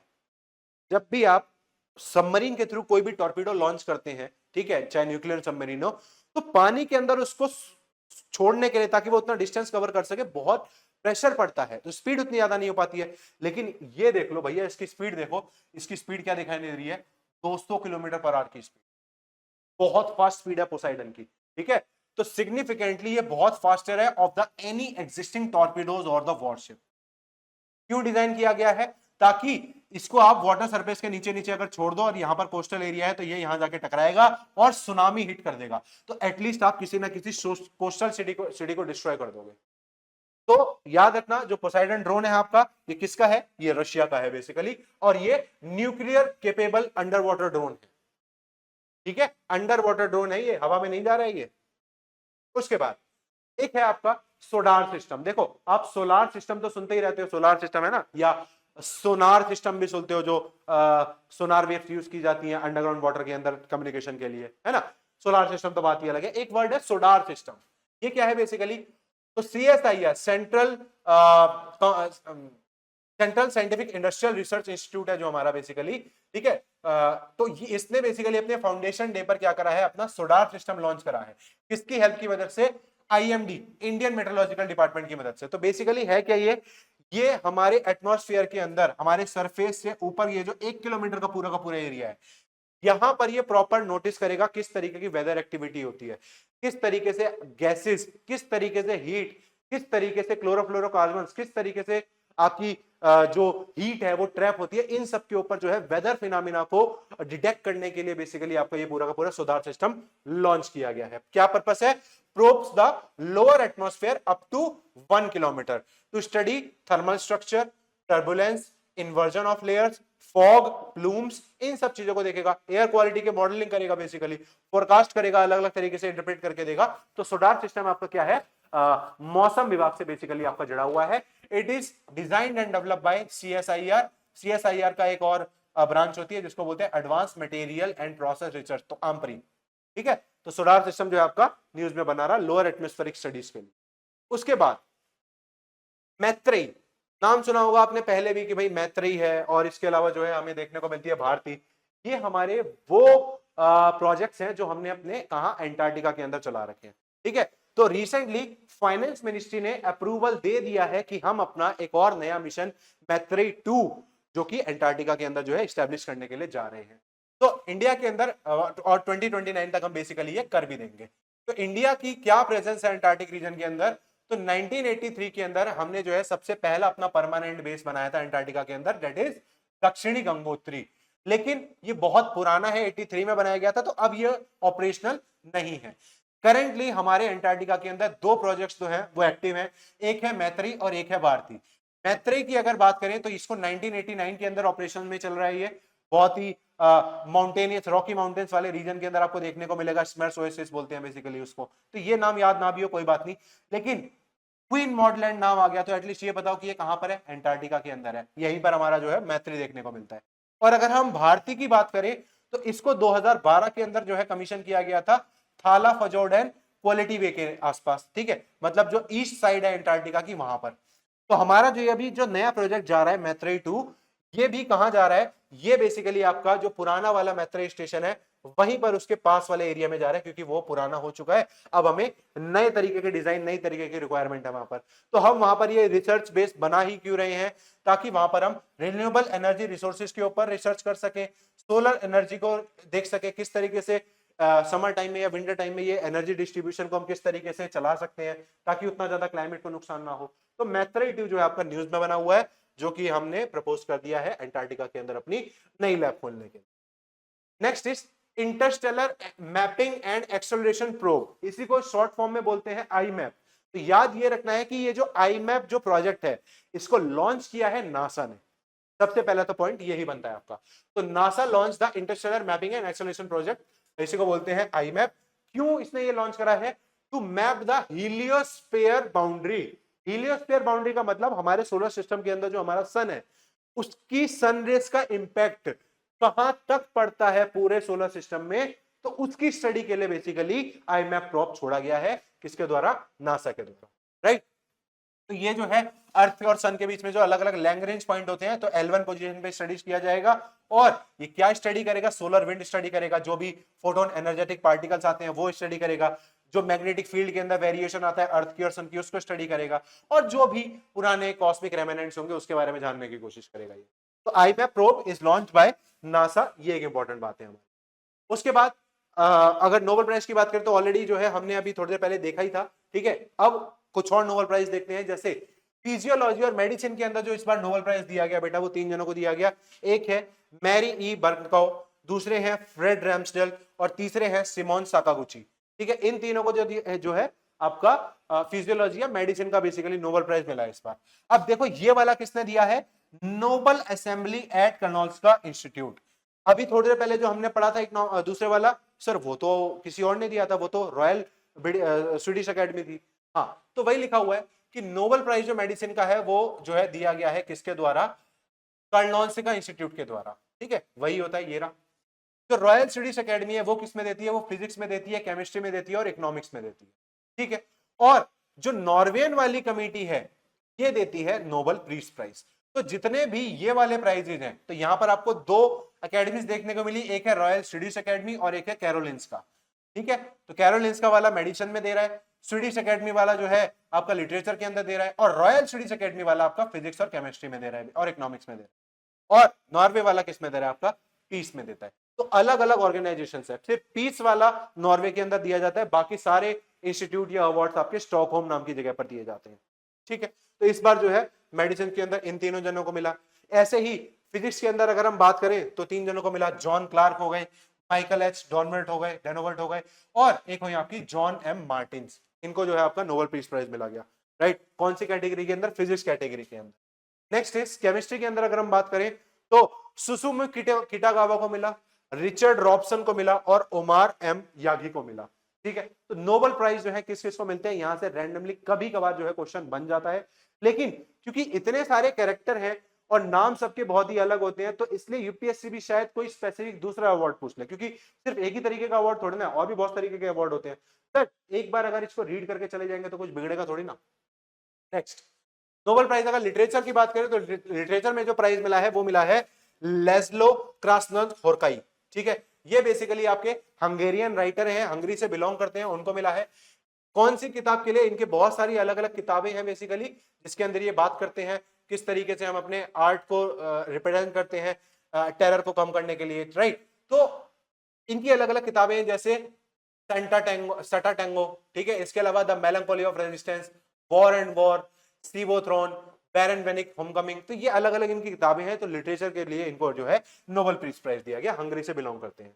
नेक्स्ट इज पीस प्राइज की अगर बात करें तो मारिया कोरिना मकाडो, इसको जो है नोबेल पीस प्राइज दिया गया है बेसिकली आपका, ठीक है जी। क्यों, क्योंकि इन्होंने डेमोक्रेसी को काफी प्रमोट करने की बात करती हैं और पॉलिटिकल चेंज की भी बात करती है कि जैसे जैसे समय बढ़ता है आगे वैसे वैसे हमें पॉलिटिकली चेंज भी होना पड़ता है। तो इनको जो है अभी रिसेंटली पीस प्राइज दिया। नेक्स्ट जो हमारे न्यूज में बना रहा that is Prussian blue capsule. ये प्रशियन ब्लू कैप्सूल हमने अभी इंडिया वालों ने रिसेंटली जो है इंडोनेशिया वालों को जो है गिफ्ट में दिए हैं। तो ये है क्या बेसिकली, देखो होता क्या है कि जब भी कोई न्यूक्लियर वेस्ट आपका पानी के अंदर मिलता है तो उसके अंदर एक बेसिकली एक एलिमेंट आ जाता है जिसको हम बोलते हैं सीजियम 137। ये सीजियम 137 क्या करता है, ये पानी को खराब कर देता है, कंटामिनेट कर देता है, और ये बेसिकली न्यूक्लियर एक्टिविटी से निकलता है। तो बेसिकली रेडियो एक्टिव एलिमेंट्स होते हैं, तो ये क्या करते हैं, हमारी बॉडी के लिए बहुत खराब होता है। तो इंडोनेशिया से बहुत सारा सामान अमेरिका जाया करता था। अब जब वो सामान की वहां अमेरिका वालों ने जब उसकी छानबीन उसकी रिसर्च करी तो वहां पता चला कि इसके अंदर तो सीजियम 137 है, जिसकी वजह से आपकी बहुत सारी बीमारियां होने लगती हैं, कंटामिनेशन, कैंसर तक हो जाता है इससे। तो इस जब पता चला कि इंडोनेशिया से ऐसा हो रहा है दिक्कत, तो फिर इंडोनेशिया वालों ने अपना चेक करा सारा मामला। उन्होंने देखा कि हाँ भाई सीजियम की तो मात्रा ज्यादा है, जिसकी वजह से अल्टीमेटली हमारी बॉडी के ऊपर, हेल्थ के ऊपर इंपैक्ट पड़ रहा है। तो इंडिया वालों ने प्रशियन ब्लू कैप्सूल भेजे, क्योंकि जो प्रशियन ब्लू कैप्सूल होते हैं ये इनके इंपैक्ट को थोड़ा सा कम करते हैं, राइट। तो वही है कि जो सीजियम 137 होता है ये मिला अभी इंडोनेशिया के पानी के अंदर, जिसने पानी को खराब कर दिया, ठीक है। तो यूएस की जो फूड एंड ड्रग एडमिनिस्ट्रेशन है उसने डिटेक्ट करा सीजियम 137 को, जिसकी वजह से उन्होंने फर्दर इंपोर्ट एक्सपोर्ट को रोक दिया। अब सोर्स की अगर बात करी जाए तो जब फर्दर इन्वेस्टिगेशन की गई तो पता चला कि इंडोनेशिया के आसपास जितना भी पूरा का पूरा इंडस्ट्रियल एरिया है वो सारा का सारा अपना वेस्ट क्या है यही डंप आउट करता है। तो जकार्ता हो गया, है ना, सुमात्रा आइलैंड हो गया, ये सारा का सारा यहीं पर सारा का सारा डंप करते हैं। इसकी वजह से सीजियम कंटामिनेशन आपको देखने को मिला। अब ये सीजियम 137 एक रेडियो एक्टिव आइसोटोप होता है जब भी न्यूक्लियर फिजन रिएक्शन होती है। इसकी वजह से हेल्थ रिस्क जो है वो बहुत ज्यादा बढ़ जाते हैं। अगर आप लॉन्ग टाइम एक्सपोजर के अंदर रहते हैं तो कैंसर का भी रिस्क बढ़ जाता है। इसीलिए इंडिया ने क्या करा, इंडोनेशिया वालों को अभी क्या भेजा, प्रशियन ब्लू कैप्सूल भेजे, जो कि इनके हेल्थ रिस्क को थोड़ा सा मिटिगेट करने की कोशिश करेगा, राइट। चल, अब उसके बाद गूगल जो है अपना सबसे बड़ा डेटा सेंटर का इन्वेस्टमेंट भारत के अंदर करने जा रहा है, वो भी आंध्र प्रदेश के अंदर, ठीक है। अपना सबसे बड़ा हब होने वाला है, largest ever AI hub in India, कहां पर, विशाखापट्टनम, आंध्र प्रदेश के अंदर, गूगल का सबसे बड़ा डेटा इन्वेस्टमेंट सेंटर। उसके बाद नेक्स्ट अगर हम देखें, महामेडटेक मिशन। बेसिकली महामेडटेक मिशन क्या है कि ये मेडिकल फील्ड से जुड़ा हुआ है। हमारे जो आज भी दूर दराज के एरिया है, गांव वगैरह वाला एरिया है, ठीक है, बिल्कुल बिगड़ इलाके हैं, वहां पर हमारी आज भी मेडिकल अवेलेबिलिटी बहुत कम है। बीमारियां हैं, दवाई नहीं मिलती, हॉस्पिटल नहीं मिलते हैं तो इक्विपमेंट्स नहीं है वहां पर। तो महामेडटेक जो मिशन है, basically this was launched by ANRF, Anusandhan National Research Foundation, in collaboration with central ICMR, Indian Council Medical Research, और गेट फाउंडेशन के साथ मिलकर इन्होंने पूरा का पूरा ये लॉन्च करा। इसी का नाम है mission for advancement in high impact areas, महा मेडिकल टेक्नोलॉजी। तो इसके अंदर बेसिकली वाइड रेंज की एंटिटीज, बड़े बड़े एरियाज को इंक्लूड किया जाएगा ताकि वहां पर एकेडमिक सपोर्ट दिया जा सके, उनके लिए फंडिंग कराई जा सके, research and development institute establish किए जा सके, हॉस्पिटल्स दिए जा सके, कोई स्टार्टअप आइडिया है किसी के पास अगर मेडिकल सुविधा को लेके, उसको प्रमोट किया जा सके, ठीक है। तो सोल्यूशन ड्रिवन प्रोग्राम है आपका बेसिकली कौन सा, महामेडटेक प्रोग्राम। किससे से जुड़ा है, मेडिकल लाइन से आपका जुड़ा हुआ है, ठीक है जी। अगर हम इंडिया की बात करें मेडिकल फील्ड के अंदर, तो इंडिया जो है वो चौथा सबसे लार्जेस्ट बड़ा मैन्युफैक्चरर है बेसिकली मेडिकल डिवाइसेस बनाने का। किसके बाद, after Japan, China and south Korea, हम चौथे नंबर पे स्टैंड करते हैं मेडिकल डिवाइसेस की मार्केट के रूप में, राइट। उसके बाद Delhi declaration on 6G। Recently दुनिया के बड़े बड़े जितने भी ग्लोबल लीडर्स हैं वो 6G को पे आने के लिए, शिफ्ट होने के लिए जो है मीटिंग कर रहे हैं। भारत 6G का कॉन्सेप्ट लेके आ रहे हैं, ठीक है। जैसे आप 3G, 4G, 5G, 6G, basically अलग अलग स्पीड होती है, राइट, बैंडविड्थ होती है अलग अलग, किस तरीके से हमारा कम्युनिकेशन सिस्टम को हम और ज्यादा एडवांस बनाते हैं। तो दिल्ली डिक्लेरेशन आपका जुड़ा हुआ है 6G से, ठीक है जी। तो वही लिखा हुआ है, ठीक है जी। इनकी मीटिंग हुई थी, और भारत 6G सिंपोजियम 2025 की जो ये मीटिंग है आपकी, international Bharat 6G symposium new Delhi के अंदर हुई है, इसी को दिल्ली डिक्लेरेशन बोला गया है। Next is civil registration system. ये सिविल रजिस्ट्रेशन सिस्टम बेसिकली क्या है, तो हमारा जो रजिस्ट्रार जनरल है इंडिया का, रजिस्ट्रार जनरल का क्या काम होता है, ये सारी पॉपुलेशन को देखता है कि कौन पैदा हो रहा है, उनका डॉक्यूमेंटेशन करो, हमारे पास डेटा होना चाहिए किसकी डेथ हुई, कब डेथ हो रही है, किस एज में डेथ हो रही है ना। तो पूरी डेमोग्राफी के ऊपर डेटा बनता है, फिर उसके ऊपर रिसर्च की जाती है, तो उसके लिए वो डेटा होना बहुत जरूरी है। तो हमारे रजिस्ट्रार जनरल ऑफ इंडिया ने क्या करा है, एक नया सिस्टम लॉन्च करा है, एक नया प्लेटफॉर्म लॉन्च करा है, जिसको बोलते हैं vital statistics of India based on civil registration system. क्या होता है बेसिकली, ये वो प्रोसेस है जिसके अंदर क्या होगा, परमानेंट एंड कंपलसरी रिकॉर्डिंग की जाएगा सारे इवेंट को। कौन से इवेंट को, चाहे वो जन्म को लेके हो, चाहे वो मृत्यु को लेके हो, चाहे वो स्टिल बर्थ को लेके हो, कि कौन कौन अभी प्रेग्नेंट वाली स्टेज में कौन कौन है, ठीक है। It does not include the registration of marriages और डिवोर्स। बेटा ये याद रखना, कभी कभी क्या होता है ना, स्टेटमेंट में वो कभी कभी क्वेश्चन बना के दे देता है, ठीक है। तो जो है ये क्या इंक्लूड नहीं करता, रजिस्ट्रेशन ऑफ मैरिज और डिवोर्स इंक्लूड नहीं करता। तो बेसिकली ये क्या कर रहा है, एक तरीके से पॉपुलेशन की बात कर रहा है कि किस तरीके से क्या नाम है आपकी, डेमोग्राफी की बात कर रहा है, राइट। तो सबका डेटा होगा तभी तो हम उसको काउंट कर पाएंगे, तभी तो एक अच्छा आउटपुट रिजल्ट निकाल पाएंगे, क्योंकि अल्टीमेटली उसी डेटा के बेसिस पर हमारी सारी की सारी पॉलिसीज बनाई जाती है। फिर उसके बाद अगर हम आए, we rise initiative, basically women empowerment को लेके ये इनिशिएटिव है। वी राइज मतलब women entrepreneurs reimagining inclusive and sustainable enterprises, ठीक है। इसको रिसेंटली लॉन्च किया गया। किसने लॉन्च करा, तो jointly launch by NITI Aayog and DP world. ये डीपी वर्ल्ड एक तरीके का आपको ऑर्गेनाइजेशन है, तो इन्होंने बेसिकली लॉन्च करा है आपका क्या, वुमेन एंटरप्रेन्योरशिप प्रोग्राम। इसी प्रोग्राम के तहत अलग अलग लोगों को, अलग अलग वुमेन एंटरप्रेन्योर्स को अवार्ड दिया जाता है, इसी को बोलते हैं अवार्ड टू रिवॉर्ड। तो ऐसी वुमेन एंटरप्रेन्योर्स को जो है ग्लोबल लेवल पे और ज्यादा नाम देने के लिए, उनके लिए ट्रेड फैसिलिटेशन हो जाए, स्ट्रेटेजिक पार्टनरशिप हो जाए उनकी अलग अलग तरीके से, कुछ अगर नहीं हो पा रहा है तो इनको सिखाया जाए, गाइडलाइंस दी जाए। तो उसी चीज को लेके आपका पूरा का पूरा वी राइज इनिशिएटिव है डीपी वर्ल्ड के साथ और नीति आयोग ने मिलकर करा है। तो it is an example of public private partnership, जहां पर एक तरफ सरकार आ रही है, एक तरफ डीपी वर्ल्ड आ रहा है। राइट, बहुत अच्छी बात है सर। ठीक है, अब ये जो वुमेन एंटरप्रेन्योरशिप प्रोग्राम है, ये बेसिकली नीति आयोग ने लॉन्च करा था 2018 के अंदर, और पार्टनरशिप पब्लिक पार्टनरशिप मॉडल अब हमें देखने को मिला कि प्राइवेट कंपनीज भी जो है इसके अंदर आ रही है। ये आपका वुमेन एम्पावरमेंट के साथ जुड़ा हुआ है बेसिकली। उसके बाद 150th anniversary of Vande Mataram. Vande मातरम हमारा भारत का स्लोगन निकल कर आया, हमारा नेशनल सॉन्ग है ये, यहीं से जो है आपका इंडिया का स्लोगन निकल कर आया, वंदे मातरम वंदे मातरम। तो this Vande Mataram was written by Bankim Chandra Chatterjee, या इन्हीं को चट्टोपाध्याय भी बोलते हैं, संस्कृत लैंग्वेज के अंदर लिखा अपनी किताब आनंद मठ के अंदर। और सबसे पहली बार इसको गाया किसने? रविंद्रनाथ टैगोर ने गाया अपने इंडियन नेशनल कांग्रेस का जब हमारा सेशन चल रहा था 1896 के अंदर, तब। राइट, इसका हमारे जनगण मन के साथ बिल्कुल इक्वल स्टेटस है। तो जो जनगण मन है वो है नेशनल एंथम, और जो नेशनल सॉन्ग है वो है हमारा बेसिकली वंदे मातरम। यही हमारा इंडिया का स्लोगन भी बनेगा। और हमारे डीपीएसपी हो गए, हमारी फंडामेंटल ड्यूटी हो गई, वो भी इसी चीज को प्रमोट करती है कि जितने भी नेशनल हेरिटेज की चीजें हैं, you have to respect it, आपको रिस्पेक्ट करना चाहिए वो। तो जो है वंदे मातरम जो है न्यूज में बना था आपका। उसके बाद यूनेस्को ने अभी अभी अपना एक वर्चुअल बेसिकली म्यूजियम लॉन्च करा है। ठीक है, वर्चुअल म्यूजियम लॉन्च करा है। ये वर्चुअल म्यूजियम किस चीज का है? यहां पर जितने भी आर्टिफैक्ट्स जो चुराए जाते हैं और ब्लैक मार्केट के अंदर बेचे जाते हैं, बेसिकली उनकी ऑक्शनिंग वगैरह के रूप में, तो जो आर्टिफैक्ट्स, जो पुराने जमाने के ऐसे आर्टिफैक्ट्स जो किसी ने चुरा लिए, तो उनका एक 3D फिगर बनाकर एक म्यूजियम बनाया है इसने। राइट, तो अबाउट इट क्या है ये? Basically UNESCO officially launch the virtual museum of stolen cultural object at Mondiacult 2025।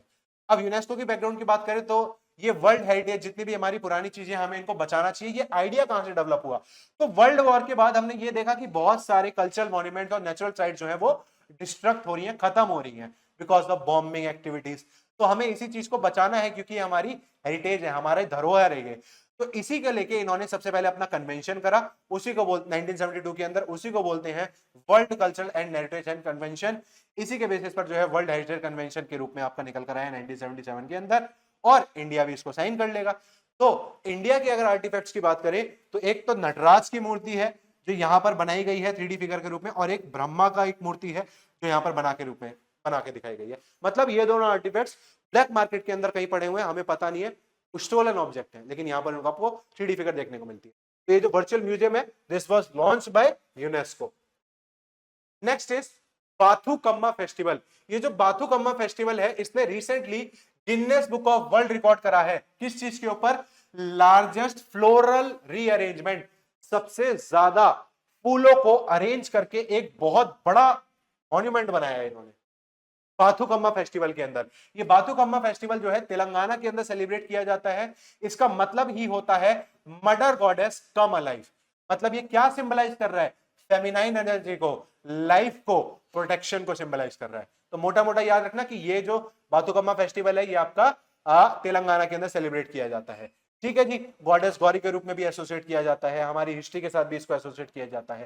Chola dynasty के राजा भी इनको सेलिब्रेट किया करते थे। राइट, वुमेनहुड को बताता है, फर्टिलिटी के बारे में बात करता है।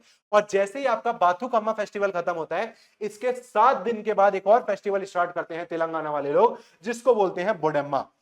तो एटलीस्ट हमें यह पता चल गया कि बाथुकम्मा और बोडेम्मा ये दोनों फेस्टिवल आपके तेलंगाना के अंदर सेलिब्रेट किए जाते हैं। ऐसे ही तो क्वेश्चन बनता है, ये तो एमसीक्यू बनता है आपका। उसके बाद बाथु रिलीजन जो है आपका न्यूज में रहा। अब ये बाथु रिलीजन क्या है? जो असम के अंदर जो आपको हमारी बोडो कम्युनिटी देखने को मिलती है बेसिकली, तो रिसेंटली हमारे इनको जो है हमारा जो नेशनल सेंसस पूरा का पूरा डेटा बना है, इनके लिए एक सेपरेट कोड दिया गया है। तो हमारी जो बाथु कम्युनिटी है, बोडो कम्युनिटी है बेसिकली असम की, इनके धर्म, इनके रिलीजन का नाम है बाथु। इसका मतलब होता है, बा का मतलब होता है 5 और थो का मतलब होता है डीप फिलॉसफी। क्या बेसिकली बताने की कोशिश कर रहे हैं कि जो हमारा नेचर है ना, जो हमारा प्रकृति है, ये 5 इंपॉर्टेंट चीजों से मिलकर बनी है। That is earth, air, water, fire and sky. 5 चीजों से मिलकर बनी है। तो ये लोग नेचर की पूजा ज्यादा करते हैं, नेचर वर्शिपिंग आपको लोग देखने को मिलते हैं, राइट। और अपनी ऑब्वियसली कल्चरल आइडेंटिटी को बचाने के लिए ही इनके लिए सेपरेट कोड बनवाया गया है। इनके फेस्टिवल की बात करें तो बागुरम्बा डांस हो गया या विसागु फेस्टिवल हो गया, इनकी ड्रेसेस को बोलते हैं दोखोना ड्रेसेस, राइट। तो ये पूरा का पूरा जो वर्ड्स आपको दिख रहे हैं किससे जुड़े हुए हैं, बोडो कम्युनिटी से जुड़े हुए हैं, जो आपको असम के अंदर देखने को मिलते हैं। उसके बाद नेक्स्ट पर अगर हम आए तो रानी चिन्नम्मा जो है एक 3 डे फेस्टिवल मनाया जाता है आपका कर्नाटका के अंदर। जैसा कि हम सभी को पता है कि भारत के अंदर ब्रिटिशर्स के अगेंस्ट में जो पहली बार सबसे बड़ा रिवोल्ट हुआ जिसको मानते हैं वो है 1857 का रिवोल्ट। लेकिन उससे पहले भी बहुत सारे हमारी स्टेट्स हुआ करती थी, प्रिंसली स्टेट्स हुआ करती थी, जो ब्रिटिशर्स के अगेंस्ट में जो है लड़ा करती रहती थी। जैसे आप सभी को पता है कि जो डलहौजी था वो डॉक्ट्राइन ऑफ लैप्स लेके आया था 1848 के अंदर, जिसमें अगर आपका कोई भी अडॉप्टेड सन होगा उसको राजा नहीं बनाया जाएगा, तो मतलब पूरी की पूरी जो प्रिंसली स्टेट है उसको ब्रिटिश एनेक्स कर देगा पूरा का पूरा। तो ये तो 1848 के अंदर लीगलाइज हुआ है, लेकिन ऐसा तो पहले से चलते आ रहा था। तो ऐसे ही क्या हुआ था, ये जो रानी चिन्नम्मा हुआ करती थी आपकी, ये one of the earliest Indian rulers हैं जिन्होंने 1857 से पहले भी विद्रोह करा हुआ है, राइट। तो this is the symbol of Karnataka pride and early feminist icon. Rani Chennamma Karnataka से बिलोंग करती हैं। रिवोल्ट किस वजह से हुआ था, ब्रिटिशर्स ने एनेक्स कर दिया था इनके किंगडम को, क्यों, क्योंकि रानी चिन्नम्मा ने अपने रिलेटिव के बेटे को अपना बेसिकली हायर एयर बना लिया था, तो ब्रिटिशर्स को मजा नहीं आया इस चक्कर में, इसीलिए इनके बीच में लड़ाई हुई और इसी चीज को बाद में जो है फॉर्मलाइज भी किया गया डलहौजी के द्वारा, राइट। तो रानी चिन्नम्मा जो है ये आपकी जुड़ी हुई है किससे, कर्नाटका से। चिन्नम्मा 3 डे फेस्टिवल मनाया जाता है, राइट, क्योंकि हमारी मॉडर्न हिस्ट्री के साथ जुड़ी हुई है। अल्टीमेटली 1829 के अंदर इनको पकड़ा जाएगा और फिर जो है इनकी वहीं डेथ हो जाएगी। Next is India conferred with prestigious ISA award. India को रिसेंटली अवार्ड मिला है आईएस इस्सा अवार्ड। बेसिकली ये क्या होता है, इसका मतलब होता है international social security association.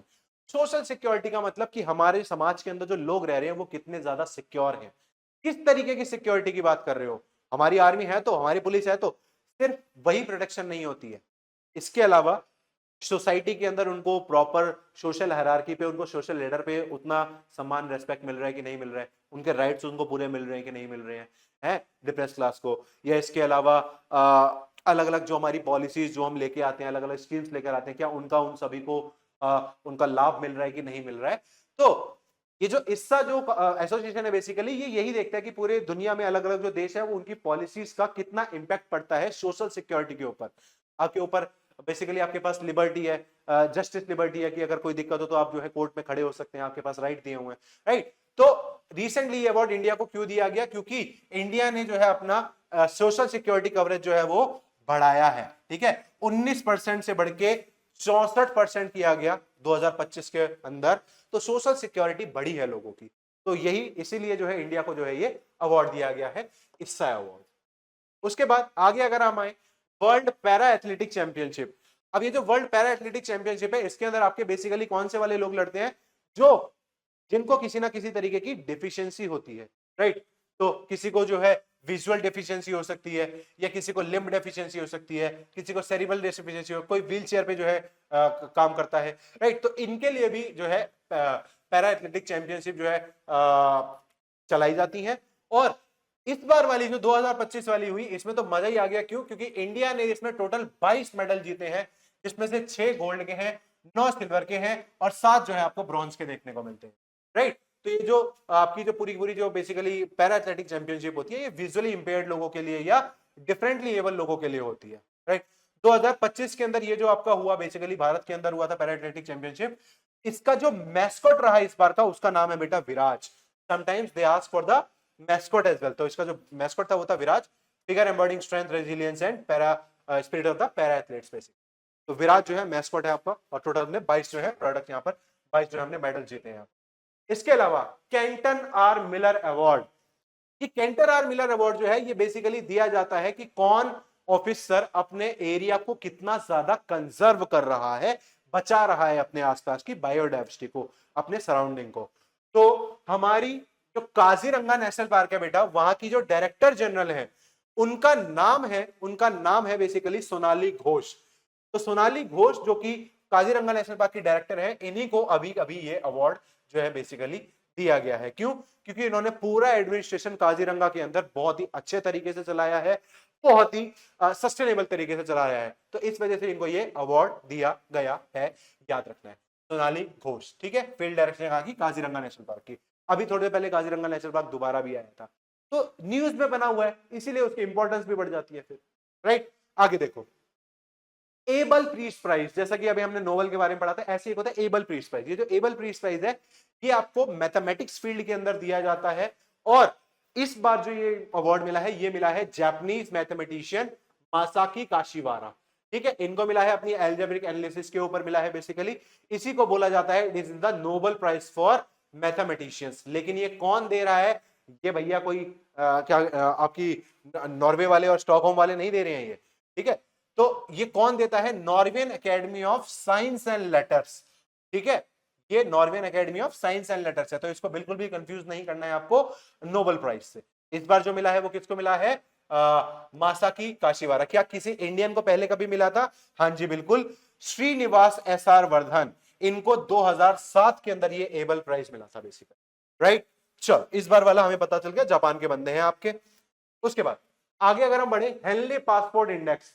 Henley passport index basically ये एक तरीके का हमारी रिपोर्ट होती है जो हमें बताता है कि लोग बाग कितना फ्रीली ट्रैवल कर सकते हैं किसी भी देश के अंदर। भाई आप कहीं भी किसी दूसरे देश के अंदर जाते हैं तो आपको पहले उनसे परमिशन लेनी पड़ती है, उसी को तो वीजा बोलते हैं, कि जब तक वीजा नहीं मिल जाएगा तब तक कैसे जाओगे। तो कौन से देश के पासपोर्ट को कितनी आसानी से वीजा मिल जाता है, उसकी बढ़िया रैंकिंग होगी, है ना। तो वही रैंकिंग सिस्टम पूरी की पूरी जो है आपकी हेनले पासपोर्ट इंडेक्स जो है लेके आती है। कौन करता है बेसिकली इस पूरे काम को? ये पब्लिश कौन करता है? हेनले एंड पार्टनर्स नाम की एक ऑर्गेनाइजेशन है, वो पब्लिश करती है। वो डेटा कहां से उठाती है? आईएटीए से डेटा उठाती है, international air and transport association. तो इंडिया की जो पोजीशन है भैया, वो गिर गई है 85 तक, ठीक है। हमारी जो पोजीशन है वो 80 से 85 की तरफ चली गई है, मतलब गिरी है। केवल और केवल हम 57 कंट्रीज को ही ये वीजा फ्री एंट्री अलाउ करते हैं, सबको नहीं करते हैं, राइट।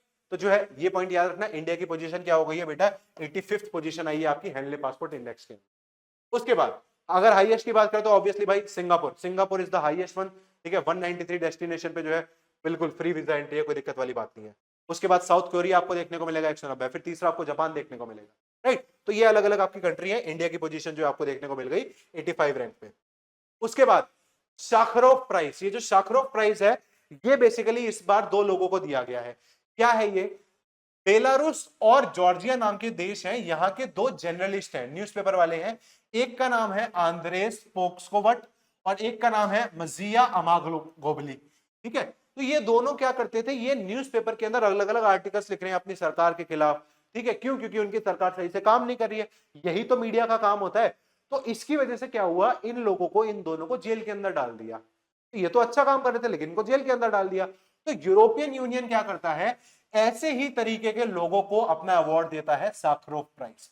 तो इस बार ये जो यूरोपियन यूनियन का जो टॉप ह्यूमन राइट्स ऑनर है, ये किसको दिया गया? इन्हीं दो लोगों को दिया गया, एंड्रेस पोस्कोवर्थ और दूसरे का नाम है आपका बेसिकली मजिया।